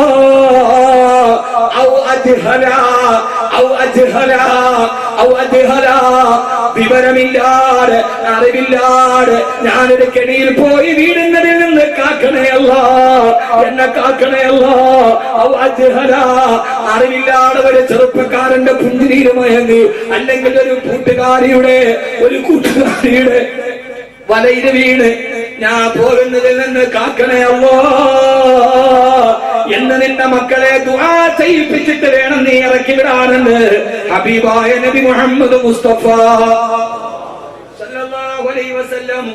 ഈ ദുആ ചൊല്ലണോ വേണ്ടോ? ഇപ്പോ നിങ്ങളൊന്ന് പറയുന്ന അല്ലാഹുമ്മ ഇന്നി അഊദു ബിക അൻ അളില്ല ഔ ഉളല്ല ഔ അസില്ല ഔ ഉസല്ല ഔ അളിലിമ ഔ ഉമിലമ ഔ യജ്ഹല ഔ അജ്ഹല ഔ യുജ്ഹലു അലയ്യ. ഈ ദുആ നിങ്ങളുടെ മക്കളെ പഠിപ്പിച്ചിട്ട് ഇറക്കി വിടാം. ഇനി മുതൽ ചെയ്യൂലേ? അല്ലാഹു തൗഫീഖ് നൽകട്ടെ. അല്ലെങ്കിൽ നമ്മുടെ മക്കൾ പിഴച്ചു ഉറപ്പാം. അല്ലാഹു കാക്കട്ടെ. ഇതൊക്കെ പഠിപ്പിച്ചു കൊടുക്കണം. ഈ ദിക്ർ പഠിപ്പിച്ചു കൊടുക്കണം. എന്തിനാ? നമ്മുടെ ചിന്ത മുയിലിയാർക്ക് പറയാനാണ് അല്ല. മഹാനായ അബ്ദുല്ലാഹ് ഇബ്നു സൈദ് റളിയല്ലാഹു അൻഹു പറയാണ്, എനിക്ക് 6 വയസ്സ് പ്രായമുള്ളപ്പോ എന്റെ വാപ്പ എന്നോട് പറഞ്ഞതെന്ന്, മോനെ അബ്ദുല്ലാഹ് ഇബ്നു സൈദേ, എപ്പോഴും നിനക്ക് ഞാനൊരു ദിക്ർ പഠിപ്പിച്ചു തരാം. 16 വയസ്സിലല്ല 6 വയസ്സ് എനിക്ക് പ്രായമുള്ളപ്പോ എന്റെ വാപ്പ എനിക്കൊരു ദിക്ർ പഠിപ്പിച്ചു തന്നു. മോനെ അബ്ദുല്ലാഹ് ഇബ്നു സൈദേ, എപ്പോഴും നീ ആ ദിക്ർ ചൊല്ലണേ. എന്നിട്ട് വാപ്പ പഠിപ്പിച്ചു തന്ന ദിക്ർ ഏതെന്നറിയോ? അല്ലാഹു ഹാദിരി, അല്ലാഹു നാദിരി, അല്ലാഹു ഷാഹിദി, അല്ലാഹു മടി. പറയല്ലേ, മുസ്ലിം ആവൂല. എന്റെ പൊന്നുമോനെ, എന്താണ് അല്ലാഹു ഹാദിരി, അല്ലാഹു നാദിരി, അല്ലാഹു ഷാഹിദി, അല്ലാഹു മടി.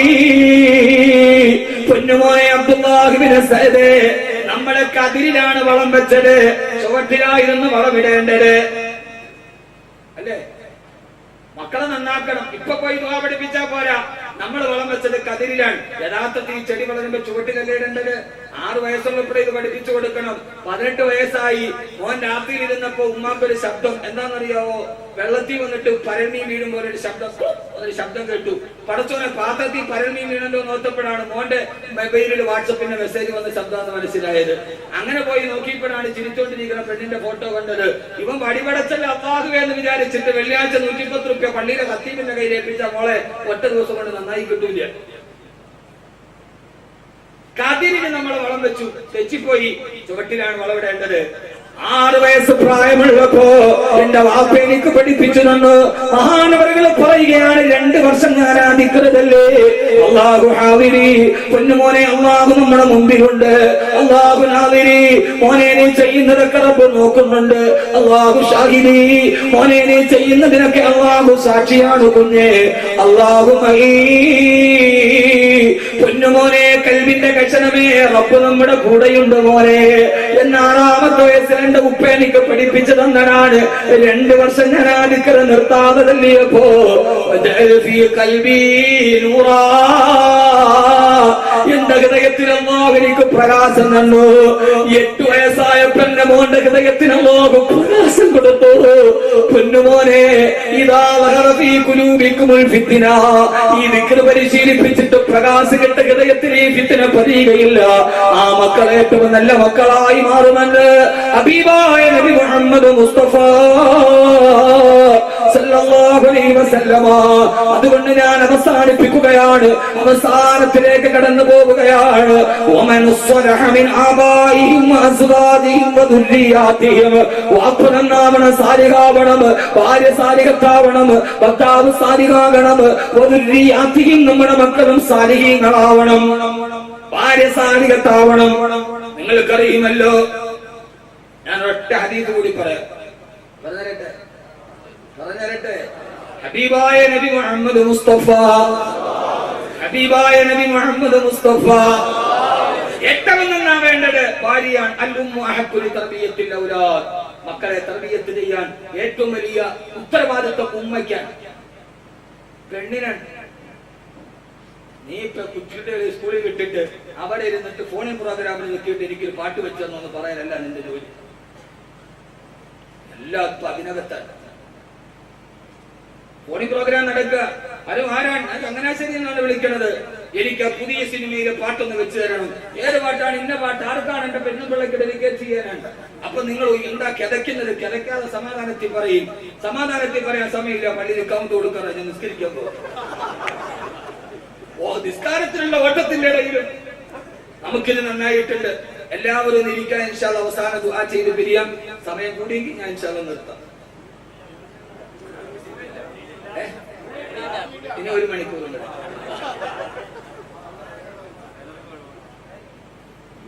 ആനയുടെ പിണ്ണം കണ്ടിട്ടുണ്ട്. ആനപ്പിണ്ണം കണ്ടിട്ടുണ്ട്. കാണുമ്പോ ആളുകൾ വാ വിളിച്ചിട്ട് പറയും, പടച്ചിട്ട് എന്താ ഇതിന്റെ വലിപ്പം, ഇത് ഇടണ പാട് ആനക്കല്ലേ അറിയാം. ആന തിന്നവർ അതിനെ കുറിച്ച് എത്തിയിട്ടുണ്ട്. ഈ ആന ഇത് ഇടാൻ പെടണ പാട് നിങ്ങളൊക്കെ പടപെടാന്ന് പറയുന്നുണ്ട്. വരണ്ടേ നമുക്ക്.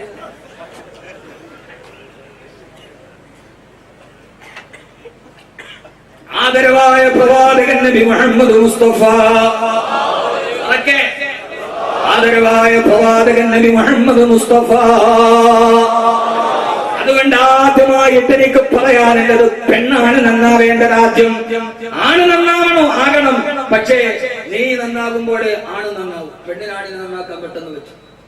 ആണിന് പെണ്ണിനെ നന്നാക്കാൻ വലിയ പാടാണ്. പെണ്ണിന് ആണിനെ നന്നാക്കാൻ പെട്ടെന്ന് വെച്ചു. അള്ളാഹു നമ്മുടെ ഭാര്യമാരെ നന്നാക്കി തരട്ടെ.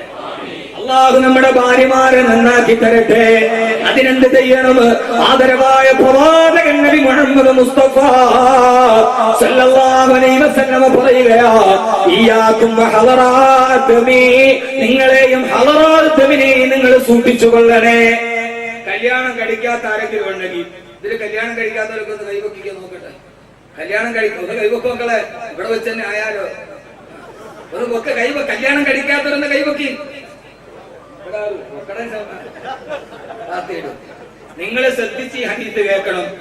ഇനി മക്കൾക്ക് മീശയും താടിയൊക്കെ വന്നപ്പോ കെട്ടിക്കാൻ വേണ്ടി പുതിയ പെണ്ണിനെ അന്വേഷിച്ചടക്കണ മാതാപിതാക്കൾ ഇങ്ങോട്ട് കേട്ടോളി.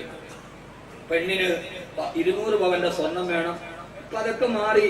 നമ്മുടെ പണ്ടത്തെ ജുവലറിയിലൊക്കെ ഒരു പഴയ ത്രാസ് ഉണ്ടായിരുന്നു, ഒരു ചെറിയ ത്രാസ്. ആ ത്രാസിലെ കട്ടി നിങ്ങൾ കണ്ടിട്ടുണ്ട്? തൂക്കണ സ്ഥാനത്ത് കട്ടിയില്ല. ആചാര്യ സ്പെഷ്യലിസ്റ്റാണ്.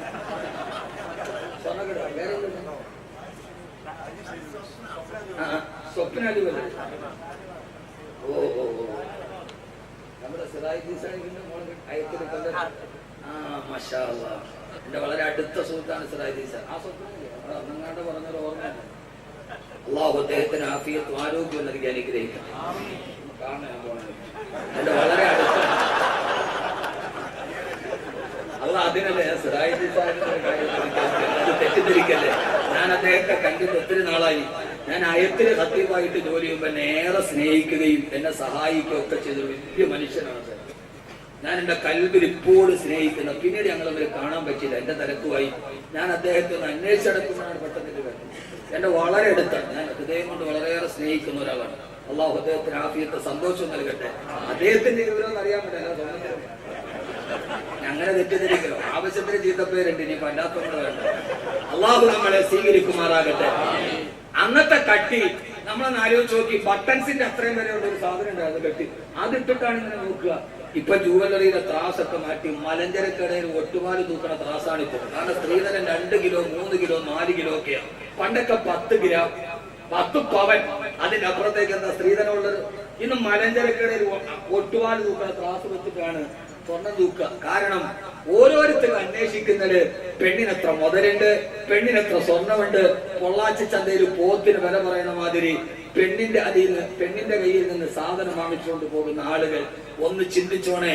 കല്യാണം കഴിപ്പിക്കുന്ന മരുമക്കളെ കാത്തിരിക്കുന്നവരോടും കല്യാണം കഴിക്കാൻ പോകുന്നവരോടും സ്വർഗത്തിലെ കുടുംബമായി നിങ്ങൾക്ക് ജീവിക്കണോ? ഹബീബായി മുത്തു പറഞ്ഞു, നിങ്ങൾ ഹദറാഅദ്ദമിനെ സൂക്ഷിച്ചു കൊള്ളണേ. എന്താ ഹദറാഅദ്ദം? എന്താ ഹദറാഅദ്ദം? ഹബീബായ റസൂലുള്ളാഹിയോട് സഹാബത്ത് ചോദിച്ചു, നബിയേ മാ ഹദറാഅദ്ദം യാ റസൂലല്ലാഹ്, ഹദറാഅദ്ദം എന്ന് പറഞ്ഞാൽ എന്താണ് നബിയേ? അല്ലാഹുവിന്റെ റസൂലിന്റെ മറുപടി, ഇംറഅത്തുൻ ഹസനാ, അവള് നല്ല സൗന്ദര്യമുള്ള പെണ്ണാ. ഹദറാഅദ്ദം എന്ന് പറഞ്ഞാൽ അതീവ സൗന്ദര്യമുള്ള, ശരീരത്തിന് തൊലിവെളുപ്പുള്ള, ആരെ കണ്ടാലും മനം മയക്കുന്ന മാദക സൗന്ദര്യത്തിന്റെ ഉടമസ്ഥയുള്ള പെണ്ണാ. പക്ഷേ അവള് അതീവ സൗന്ദര്യവതിയാ. സൗന്ദര്യം മാത്രം നോക്കിയിട്ട് പെണ്ണ് കെട്ടാനിരിക്കുന്നവരെ ആ പെണ്ണിന് നല്ല മൊഞ്ചുണ്ട്. പക്ഷേ മോശമായ അവസ്ഥയിൽ ജനിച്ചു വളർന്ന, മോശമായ സാഹചര്യത്തിൽ വളർന്നു വന്ന, തലമുറക്കാതെ വളർന്നു വന്ന, ഔറത്ത് മറക്കാതെ വളർന്നു വന്ന, ഇസ്ലാമിക വിരുദ്ധമായ സംസ്കാരത്തിൽ നടന്നു വന്ന, സുബഹി നിസ്കരിക്കാത്ത ബാങ്ക് വിളിച്ചാൽ പള്ളിയിൽ നിസ്കരിക്കാൻ വരാത്ത ആൺകുട്ടികളും, ബാങ്ക് വിളിച്ചാൽ നിസ്കരിക്കാതെ പാതിരാ സമയത്ത് 5 നക്ഷത്ര ഹോട്ടലിന്റെ പുറംകൂടിലൂടെ നടക്കുന്ന ആധുനികതയുടെ പെൺകുട്ടികളാ. ആ പെണ്ണുങ്ങൾ നിങ്ങളെ വിവാഹം ചെയ്യരുത്. അങ്ങനെ വിവാഹം ചെയ്ത് അവര് നിങ്ങളുടെ വീട്ടിലേക്ക് ഭാര്യയായി വന്നാൽ, അങ്ങനെ ഒരു സൗന്ദര്യം മാത്രമുള്ള ദീനില്ലാത്തൊരു പെണ്ണ് നിന്റെ വീട്ടിലേക്ക് വന്നാൽ, അതോടെ നിന്റെ കുടുംബത്തിന്റെ വെളിച്ചം കെട്ടുപോകും. അവർ നിന്റെ ജീവിതത്തിന്റെ വെളിച്ചം കെടുത്തി കളയും. അതുകൊണ്ട് സൗന്ദര്യം മാത്രം ആഗ്രഹിച്ചിട്ട് ഹദറാഅദ്ദമായ പെണ്ണുങ്ങളെ വിവാഹം ചെയ്യരുതേ. ആ കുടുംബത്തെ നാളെ സ്വർഗത്തിൽ ഒരുമിച്ച് കൂടാൻ അവർ സമ്മതിക്കില്ല. അതുകൊണ്ടാണല്ലോ പാതിരാത്രിയുടെ നിശബ്ദതയിൽ മഹാനായ ഉമർ റളിയല്ലാഹു അൻഹു നടന്നു പോകുമ്പോ കുടിലിന്റെ ഉള്ളിൽ നിന്ന് സംസാരം കേൾക്കുന്ന മോളെ പാലിൽ വെള്ളം ചേർക്കുമോളെ. മോള് പറഞ്ഞു, ഇല്ല ഉമ്മ, പാലിൽ വെള്ളം ചേർക്കില്ല. മോളെ ഉമർ കാണില്ല മോളെ, ഉമർ ഉറക്കത്തിലല്ല മോള്. പാതിരാ സമയത്ത് ഉമർ റളിയല്ലാഹു അൻഹു ഖലീഫയായിരിക്കുമ്പോ പാലിൽ വെള്ളം ചേർക്കാൻ പറഞ്ഞപ്പോ ഉമർ ഉറങ്ങിയാലും ഇദാ കാന ഉമറു നായിമൻ ഉമർ ഉറങ്ങിയാലും ഉമറിന്റെ റബ്ബുറങ്ങില്ലല്ലോ ഉമ്മ എന്നൊരു പെണ്ണ് മറുപടി പറഞ്ഞത് കേട്ടു. ദേശപ്രസന്നനായി നടന്നു വന്ന ഉമർ റളിയല്ലാഹു അൻഹു ആ വീടിന് അടയാളം വെച്ചിട്ട് തീർന്നിട്ടില്ല. ഈ ചരിത്രം നിങ്ങൾ കേട്ടിട്ടുണ്ട്. പിറ്റേ ദിവസം രാവിലെ സുബഹി നിസ്കാരം കഴിഞ്ഞ് ഖലീഫയായ നാട് ഭരിക്കുന്ന ഉമർ ആ കുടിലെത്തിയിട്ട് വാതിൽ മുട്ടിയപ്പോ വാതിൽ തുറന്ന ഉമ്മ പെട്ടി തിരിച്ചുകൊണ്ട് ഉമറിനെ കണ്ടപ്പോ വാതിൽ പുറത്തു അതികായനായ ഉമർ റളിയല്ലാഹു അൻഹു നിൽക്കുകയാ. പേടിച്ചു വിറച്ചു പോയി. ആരാ നിൽക്കുന്നതാരാ? കിസ്റ ഭരിക്കും കൈസറും നേട്ടുന്നതാ. മിസ്റ് മുഖൗഖിസ് കേട്ടുടൻ വിറയ്ക്കുന്നതാ. കിടുകിടാവിറപ്പിക്കുന്ന കിസ്റയെ കിടുകിടാവിറപ്പിച്ച അധികായനുമായോ ധനാവിദഗ്ധനുമായ ഉമർ റളിയല്ലാഹു അൻഹുവിനെ കണ്ട പെൺകുട്ടി ഓടി വന്ന് ഞെട്ടിത്തെറിച്ചു നിൽക്കുമ്പോ ഉമർ റളിയല്ലാഹു അൻഹു ചോദിച്ചു, മോളെ നീ ഉമറിന്റെ കൂടെ വരുന്ന മോളെ? പാലിൽ വെള്ളം ചേർത്തതിന്റെ പേര്, വിസമ്മതിച്ചതിന്റെ പേര് ഉമ്മയടക്കം കൊണ്ടുപോകാനാണ് കരുത്. ആ പെണ്ണ് ഞെട്ടിത്തെറിച്ചു നിൽക്കുമ്പോ ഉമർ റളിയല്ലാഹു അൻഹു ചോദിച്ചത്, മോളെ നീ ഉമറിന്റെ വീട്ടിലേക്ക് വരുന്നോ? തന്റെ മകനായ നാഫി റളിയല്ലാഹു തആല അൻഹുവിന് ആ പെൺകുട്ടിയെ വിവാഹം ചെയ്തു കൊടുത്ത് ചെറ്റക്കുടലിൽ പടച്ചറപ്പിനെ പേടിച്ചിട്ട് പാതിരാത്രിയിൽ പാലിൽ വെള്ളം ചേർക്കാട് പടച്ചറപ്പിനെ പേടിച്ച് പെണ്ണിനെ തന്നെ മരുമകളായി വീട്ടിലേക്ക് വിളിച്ചു വന്നപ്പോ ഉമർ റളിയല്ലാഹു തആല ചിന്തിച്ചതെന്താ? തന്റെ മകനായ നാഫി 10 വർഷക്കാലം ഈ പെണ്ണിന്റെ കിടപ്പറയിൽ വന്നില്ലെങ്കിലും പാതിരാത്രി അള്ളാനെ പേടിച്ചിട്ട് പാലിന് വെള്ളം ചേർക്കാൻ വിസമ്മതിച്ച പെണ്ണ് 10 വർഷമായി തന്റെ ഭർത്താവ് അകന്നു നിന്നാലും തന്റെ ഭർത്താവിന്റെ അമാനത്തായ കിടപ്പറയിൽ പരപുരുഷന് സാന്നിധ്യം കൊടുക്കില്ലെന്ന് പറഞ്ഞ് അല്ലാഹുവിന് ഉറപ്പാ. അതുകൊണ്ടാണ് പാലിന് വെള്ളം ചേർക്കാത്ത പെണ്ണിനെ മരുമകളായി സ്വീകരിച്ചതെങ്കിൽ എന്റെ സഹോദരാ സഹോദരി, അല്ലാഹു നമുക്ക് നൽകുന്ന ഏറ്റവും വലിയ ഭാഗ്യമാണ്, ഏറ്റവും വലിയ ഭാഗ്യമാണ്. നമ്മുടെ മക്കളെ പ്രസവിച്ചു തരുന്ന, നമ്മളില്ലാത്ത സമയത്ത് നമ്മുടെ മക്കളെ വളർത്തി തരുന്ന ഭാര്യ.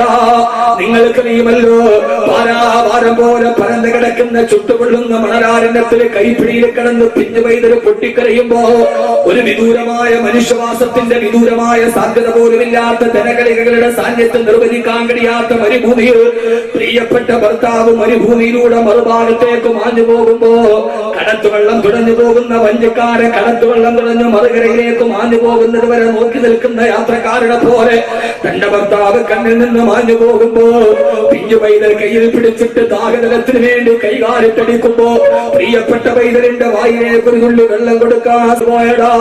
ഈ ചരിത്രത്തിന്റെ ഗുണപാഠത്തിലേക്ക് നമ്മൾ ചിന്തിച്ചിട്ടില്ല. നമ്മളെല്ലാ പെരുന്നാളിനെ കേൾക്കാറുണ്ട്.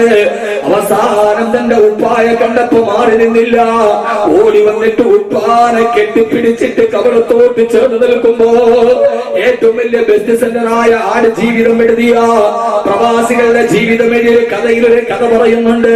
ഭർത്താവ് ഗൾഫിലേക്ക് പോയി 10 വർഷമായിട്ട് വരാൻ കഴിഞ്ഞില്ല. ഷുഗർ പിടിച്ച് ഡയബറ്റീസ് പിടിച്ചു ഭർത്താവ് മെലിഞ്ഞ് എല്ലും തോലുമായി.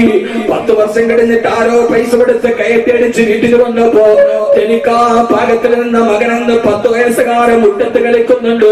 പട്ടിണി കോലം പോലെ വാപ്പ് വന്ന് നിന്നപ്പോ ഓടി വീട്ടിലേക്ക് പോയിട്ട് മകൻ പറഞ്ഞു, ഉമ്മ ഒരു യാചകൻ വീടിന്റെ മുമ്പിൽ വന്ന് നിൽക്കുന്നുണ്ട്.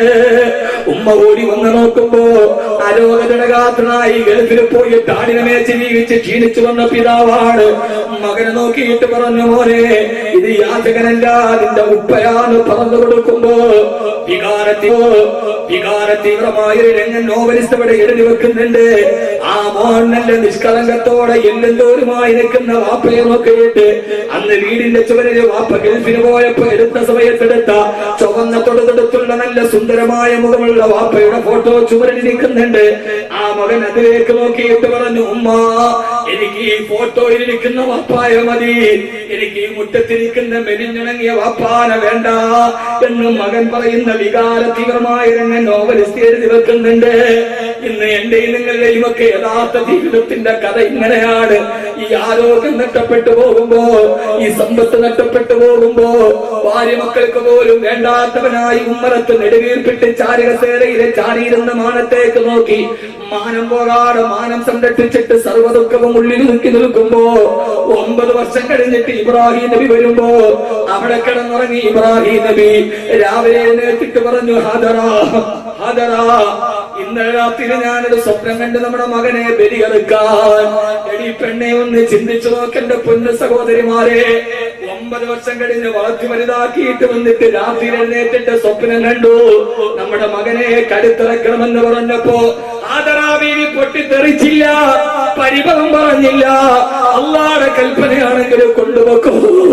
കൈവെള്ളയില് പിഞ്ചുമോനായി കിട്ടി 9 വർഷം വളർത്തിയ മോനെ ഉപ്പാന്റെ കയ്യിലേക്ക് പിടിച്ചു കൊടുത്തിട്ട് അറുക്കാനുള്ള മൂർച്ചയുള്ള കത്തിയും വലത് കയ്യിൽ പിടിച്ച് ഇടത്തെ കയ്യിൽ തന്റെ പൊന്നുമോനെയും പിടിച്ചുകൊണ്ട് പാറക്കെട്ടിലേക്ക് ഭർത്താവ് പോകുമ്പോ വീടിന്റെ ഉമ്മറപ്പടിയിൽ ആ കാഴ്ച കണ്ട് നെടുവീർപ്പിട്ടിട്ട് തിരിച്ചു വിളിച്ചില്ല, നിലവിളിച്ചില്ല. പാറക്കല്ലിന് കൊണ്ടുപോയി മരത്തിൽ കിടത്തിയിട്ട് കത്തിയെടുത്തിട്ട് മോന്റെ കരുത്തിലേക്ക് വെക്കുമ്പോ ആ മോനോ ഇതാണ് ഒരു ഭാര്യയും ഭർത്താവും മക്കളും ഒരു ഭാര്യ, ഒരു വാപ്പ, ഒരു മകന്. അവസാനം അതിന്റെ ഒരു പരിപൂർണ കഥ ഞാൻ പറഞ്ഞു തരികയാ. മരന്ന് കിടന്നിട്ട് വാപ്പ മൂർച്ചയുള്ള പിച്ചാട്ട് തന്റെ കരുത്തിലേക്ക് വെക്കുമ്പോ വാപ്പ അറുക്കുന്നതിനും ഒരു കാര്യം പറയാനുണ്ട്. എന്താണ് മോനെ, എന്നെ ഇങ്ങനെ നിങ്ങളുടെ മുഖത്തിന് നേരെ മലർത്തിയിട്ടിട്ട് നിങ്ങൾ എന്റെ കരുത്തിറക്കരുത് വാപ്പ. എന്റെ ഇസ്മായിലേ, എന്റെ മുഖത്തേക്ക് നോക്കിയിട്ട് നിങ്ങൾ മൂർച്ചയുള്ള കത്തി എന്റെ കരുത്തിൽ വെക്കുമ്പോ ആ വേദന കണ്ണെന്റെ കണ്ണിലൂടെ കണ്ണുനീരൊടുകുമ്പോ അത് കണ്ടു നിൽക്കാൻ എന്റെ ഉപ്പയ്ക്ക് കഴിയില്ല ഉപ്പ. എന്റെ അള്ളാന്റെ മുഖത്ത് നോക്കിയിട്ട് അള്ളാന്റെ കൽപ്പന നിറവേറ്റാൻ നിങ്ങൾക്ക് കഴിയില്ല. അതുകൊണ്ട് തന്നെ നിങ്ങളെ കമഴ്ത്തിയിട്ടിട്ടെടുക്കണം. രണ്ടാമതെന്റെ കയ്യും കാലും നല്ല കാട്ടുവള്ളി കൊണ്ട് നന്നായിട്ട് ബന്ധിക്കണം.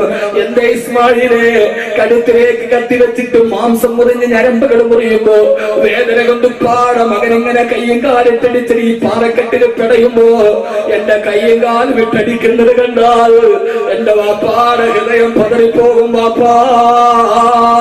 അപ്പോ പിന്നെ അള്ളാടെ കൽപ്പന നിങ്ങൾക്ക് പൂർത്തീകരിക്കാൻ കഴിയില്ല.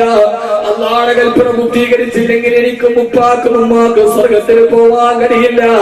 അതുകൊണ്ട് എന്റെ കയ്യും കാലും നന്നായിട്ട് കെട്ടിമുറിക്കണേ. മൂന്നാമത് പറഞ്ഞു, ഉപ്പാ അങ്ങനെ എന്റെ കരുത്തറത്ത് കഴിഞ്ഞാൽ എന്റെ രക്തം പുരണ്ട കുപ്പായം എന്റെ ഉമ്മാനെ കാണിക്കരുത് ഉപ്പ.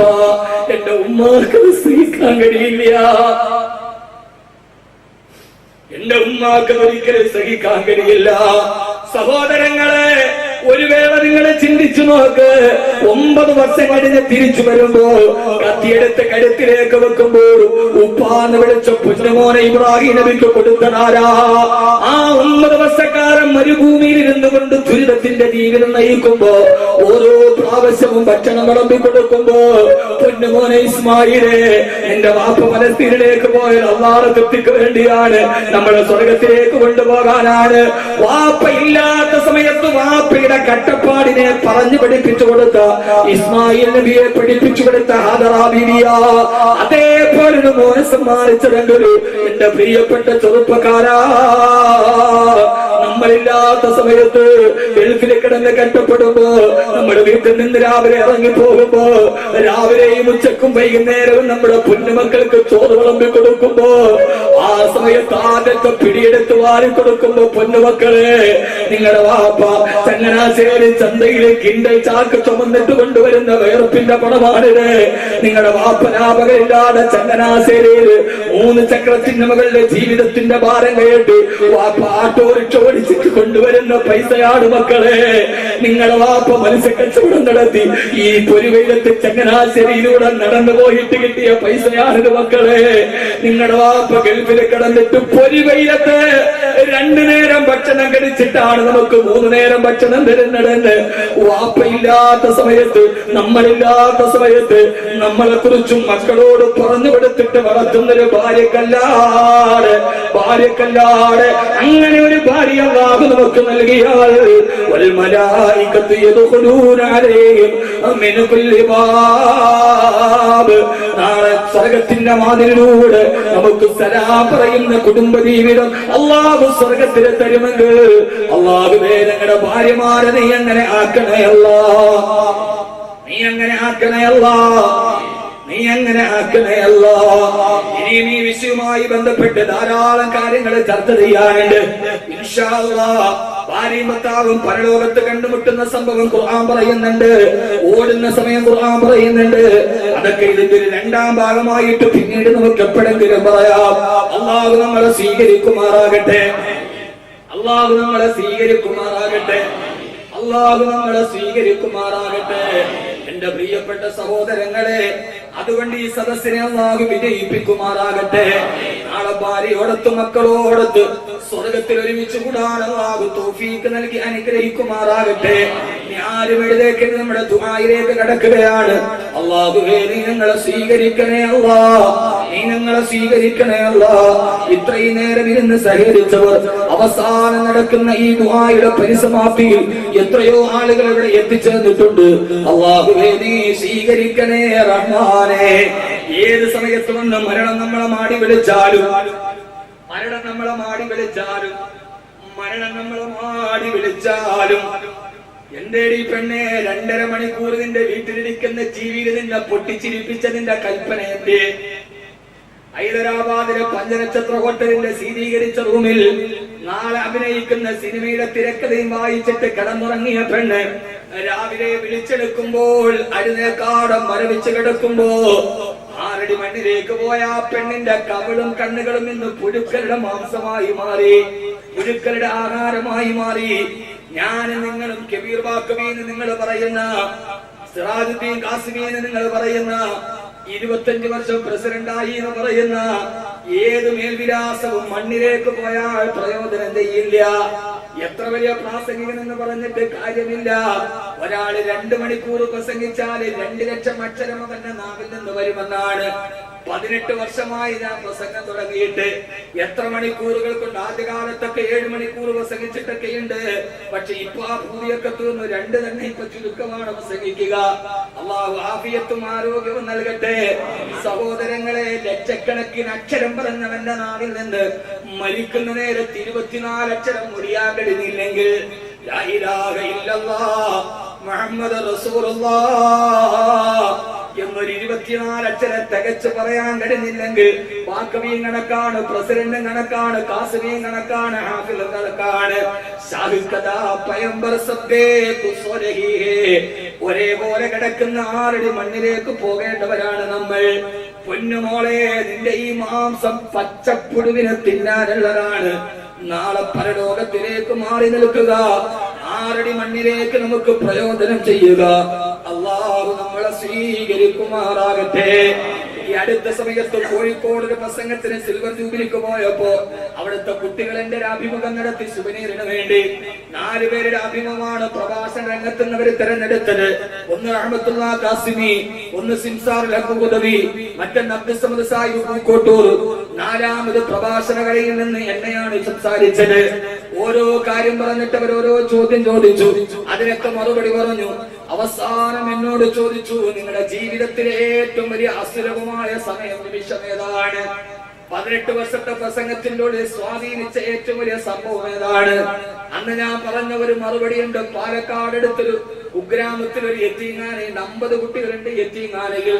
ചോർന്നിരിക്കുന്ന ഒരു ചെറിയ കെട്ടിടം. എല്ലാ വർഷവും ഉച്ചയ്ക്ക് അവിടുത്തെ 10 കുട്ടികളെ യത്തീംഖാനയിൽ പഠിപ്പിച്ച് ആ പെൺകുട്ടികളെ അവിടെ തന്നെ യത്തീംഖാനക്കാര് കല്യാണം കഴിച്ചു വിടും. അതിന് മുഖ്യ പ്രഭാഷണം നിർവഹിക്കാൻ ഞാൻ പോകും. ഒരു 15 മിനിറ്റ്. 3 വർഷമായി ആ 15 മിനിറ്റ് പ്രസംഗിക്കും. പ്രസംഗം കഴിഞ്ഞാൽ അവിടെ ഇരിക്കുന്നവരോട് 50 യത്തീമക്കളുണ്ട്, ഓരോരുത്തരെ വെച്ച് ഏറ്റെടുക്കണം. അവർക്ക് ഉപ്പയില്ല, ഉമ്മയില്ല. അടുത്ത 1 വർഷത്തേക്ക് അവരെ ചെലവ് 20,000 രൂപയാണ് ഓരോരുത്തരും ഏറ്റെടുക്കണം. 50 പേരെ ഏറ്റെടുത്തു.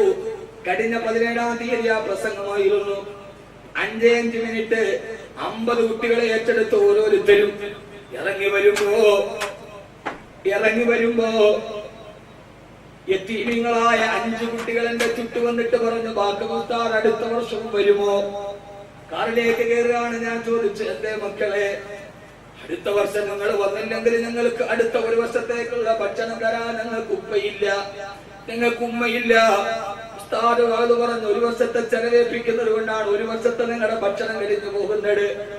ആ കുട്ടികളുടെ മനസ്സിലെ ആത്മാർത്ഥത കണ്ടപ്പോ ഫേസ്ബുക്കിലൂടെ പറയുന്നതൊക്കെ മറന്നുപോയി. റബ്ബേ, ഇനിയും അത് പറയണമെന്ന് തോന്നി. ജീവിതത്തിലെ ഏറ്റവും നല്ല മുഹൂർത്തങ്ങൾ ഇതാണ്. പലപ്പോഴും യതീമീങ്ങളായ മക്കൾ വന്നിട്ട് ഉസ്താദേ വഅദ് പറഞ്ഞ് പിരിച്ചത് കൊണ്ടാണ് വാപ്പയില്ലാത്ത ഉമ്മയില്ലാത്ത ഞങ്ങൾക്ക് കല്യാണം നടന്നത്.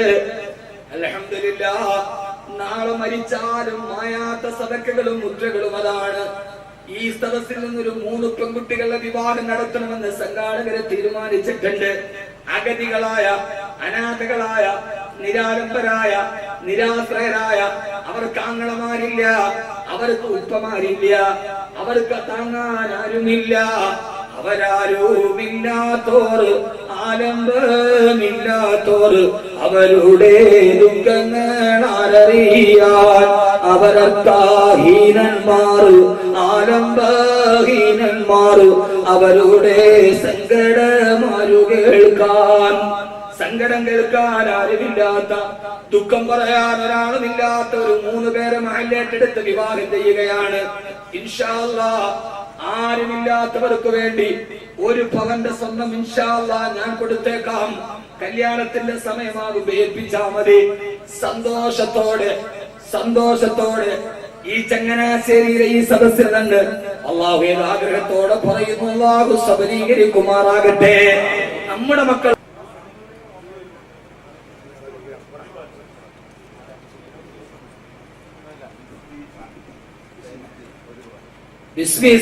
ഒരു പവൻ, അൽഹംദുലില്ലാ. മരിച്ചുപോയ മാതാപിതാക്കൾക്ക് വേണ്ടി 1 പവൻ, അൽഹംദുലില്ലാ, 20 പവൻ. അല്ലാഹു കബൂലാക്കട്ടെ, അല്ലാഹു സ്വീകരിക്കട്ടെ. ഇസ്മി സൈനുദ്ദീൻ എന്ന സഹോദരി അവരെ ജീവിതത്തിൽ, കുടുംബത്തിൽ, ഭർത്താവിൽ അള്ളാഹു ബറക്കത്ത് നൽകി അനുഗ്രഹിക്കുമാറാകട്ടെ. മക്കളെ സാലിഹീങ്ങളും ഹാഫിദീങ്ങളും ആക്കി കൊടുക്കുമാറാകട്ടെ. അള്ളാഹു സുബ്ഹാനഹു വ തആല എല്ലാവിധ ഐശ്വര്യവും അള്ളാഹു പ്രദാനം ചെയ്ത് അനുഗ്രഹിക്കുമാറാകട്ടെ. മാതാപിതാക്കൾക്ക് വേണ്ടി ദുആ ചെയ്യാൻ അവസാനം തന്ന ആ സഹോദരി അള്ളാഹു എല്ലാവിധ നിഅമത്തുകളും നൽകി അനുഗ്രഹിക്കട്ടെ. അവരെ ഇഹവും പരവും അള്ളാഹു വെളിച്ചത്തിലാക്കി കൊടുക്കുമാറാകട്ടെ.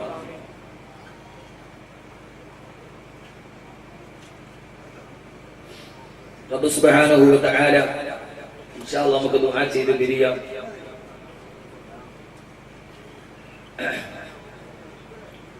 സഹോദരിമാരെ സ്വർണ്ണത്തിനൊന്നും വന്നാൽ പോയി സമയം തന്നെ ഊരി മേടിച്ചാണ് വാങ്ങിക്കണില്ല. ഞാൻ കോഴിക്കോട് നന്ദിയിൽ വാതു പറഞ്ഞുകൊണ്ടിരിക്കുകയാണ്. സിറാജുദ്ദീൻ കാസിമിയോട് ചോദിച്ചാൽ എന്താ അവിടെ വാതിന് പോയിരുന്നു. ലക്ഷക്കണക്കിനോളം ആളുകൾ പരന്നു കിടക്കുന്ന ഒരു ഭയങ്കര സദസ്സ് നന്ദി ഗോൾഡൻ ജൂബിലിയുടെ റൂബി ജൂബിലിയാണ്. ആ സദസ്സിൽ നിന്ന് ഞാൻ പ്രസംഗിച്ചുകൊണ്ടിരിക്കും. എന്റെ മാനേജർ എ വി ഉസ്താദ് അല്ലാഹു ബറക്കത്ത് കൊടുക്കട്ടെ ഒരു പേപ്പറിലേക്ക് കൊണ്ടുവന്നു.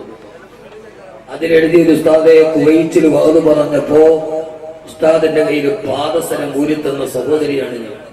കുവൈറ്റിൽ വാതു പറയാം 3 വർഷം മുമ്പ്. അവിടെ പിന്നെ പിരിക്കാൻ പറ്റില്ല. പിരിച്ചാൽ പിന്നെ നമ്മുടെ വീട്ടുകാർക്ക് വേണ്ടി മറ്റുള്ളവർ പിരിക്കേണ്ടി വരും, ജയിലിലാണ്. അതുകൊണ്ട് ദുആ ചെയ്തുകൊണ്ടിരുന്നപ്പോ ക്യാൻസറിനെ കുറിച്ച് ദുആ ചെയ്തപ്പോ സദസ്സൊന്നടങ്കം കരഞ്ഞു, ഞാനും കരഞ്ഞു. ഒരു സംഘാടകൻ ഓടി വന്ന 6-7 പവൻ തരും ഒരു പാദസരന്റെ കയ്യിൽ തോന്നി. ഞാൻ പ്രസംഗം കഴിഞ്ഞപ്പോ തന്നെ ഫ്ലൈറ്റിന് ടൈം ആയതുകൊണ്ട് ഞാൻ തിരിച്ചു വന്നു. ആരാന്നറിയില്ല, എന്താണെന്നറിയില്ല. കേരളത്തിന്റെ പല സദസ്സിലും ഞാൻ ആ സഹോദരിയെ കുറിച്ച് പറഞ്ഞവരറിയില്ല. 3 വർഷത്തിന് ശേഷം ഈ കഴിഞ്ഞ മാസം നന്ദിയിൽ വാതു പറയുമ്പോ ആ സഹോദരി പറഞ്ഞു, ഉസ്താദെ ഞാൻ ലീവിന് വന്നു. ഞാനന്ന് ഉസ്താദിന്റെ കയ്യിൽ പാദസരം ഊരിത്തരുമ്പോ ക്യാൻസർ വന്നിട്ട് മാറുകയില്ല എന്ന് ഡോക്ടർമാർ ഉറപ്പുവരുന്ന സമയത്താണ് ഉസ്താദ് അവിടെ വന്നതെന്ന്. ആ പാദസരം ഞാൻ ഊരിത്തുന്നു. എന്റെ എല്ലാ രോഗവും അതോടെ ശിഫയായി. ഈ സദസ്സിൽ ദുആ ചെയ്യണമെന്ന് പറഞ്ഞ് 2 വളയും കൊണ്ടുവന്ന സഹോദരി വന്നു. മാരകമായ ക്യാൻസറാണ്. ആ സമയത്ത് ഇതേവരെ ഞാൻ ധരിച്ചത് എനിക്ക് വേണ്ടിയാണ്. ഇത് ഞാൻ അള്ളാഹ്ക്ക് വേണ്ടി കൊടുക്കും. എന്റെ സദസ്സിൽ ഇതേവരെ 398 സഹോദരിമാര് വള തന്നിട്ടുണ്ട്. കൃത്യമായ കണക്കെന്റെ കയ്യിലാണ്. എല്ലാ സദസ്സിലും തരും. എനിക്കാന്ന് കടമേരിയിലായിരുന്നു 38 വളയാ കിട്ടിയത്. കോഴിക്കോട് ജില്ലയിലെ കടമേരി. അവിടുത്തെ പെണ്ണുങ്ങളുടെ വള എന്ന് പറഞ്ഞാൽ നമ്മുടെ പെണ്ണുങ്ങളുടെ വളമാരി. നമ്മുടെ പെണ്ണുങ്ങളുടെ വള സൈക്കിളിന്റെ ടയറിന്റെ കമ്പിമാരിയാണ്. അവിടുത്തെ പെണ്ണുങ്ങളുടെ വള JCB ടയർ മാതിരി. അമ്മാതിരി വളകൾ ആ സദസ്സിലേക്ക് കൊണ്ടുവന്നു തന്നു. ഇൻഷാ അല്ലാഹ് ചങ്ങനാശ്ശേരിയിൽ കൂടിയ പെണ്ണുങ്ങളിൽ ആരെങ്കിലും 399 ആളാണ്. എന്റെ എല്ലാ സദസ്സിലും ഇൻഷാ അല്ലാഹ് ദുആ ചെയ്യും. ഈ വിനീതം നടത്തുന്ന ഒരു ഹിഫ്ദുൽ ഖുർആന്റെ സ്ഥാപനമുണ്ട് ഒറ്റപ്പാലത്ത്. അവിടെ ഹാഫിളീങ്ങളായ മക്കൾ തഹജ്ജുദിന് കൂട്ടദുആ നടത്താറുണ്ട്. അവരെ സഹായിക്കുന്നവർക്കും സഹകരിക്കുന്നവർക്കും വേണ്ടി ഒരു വലിയ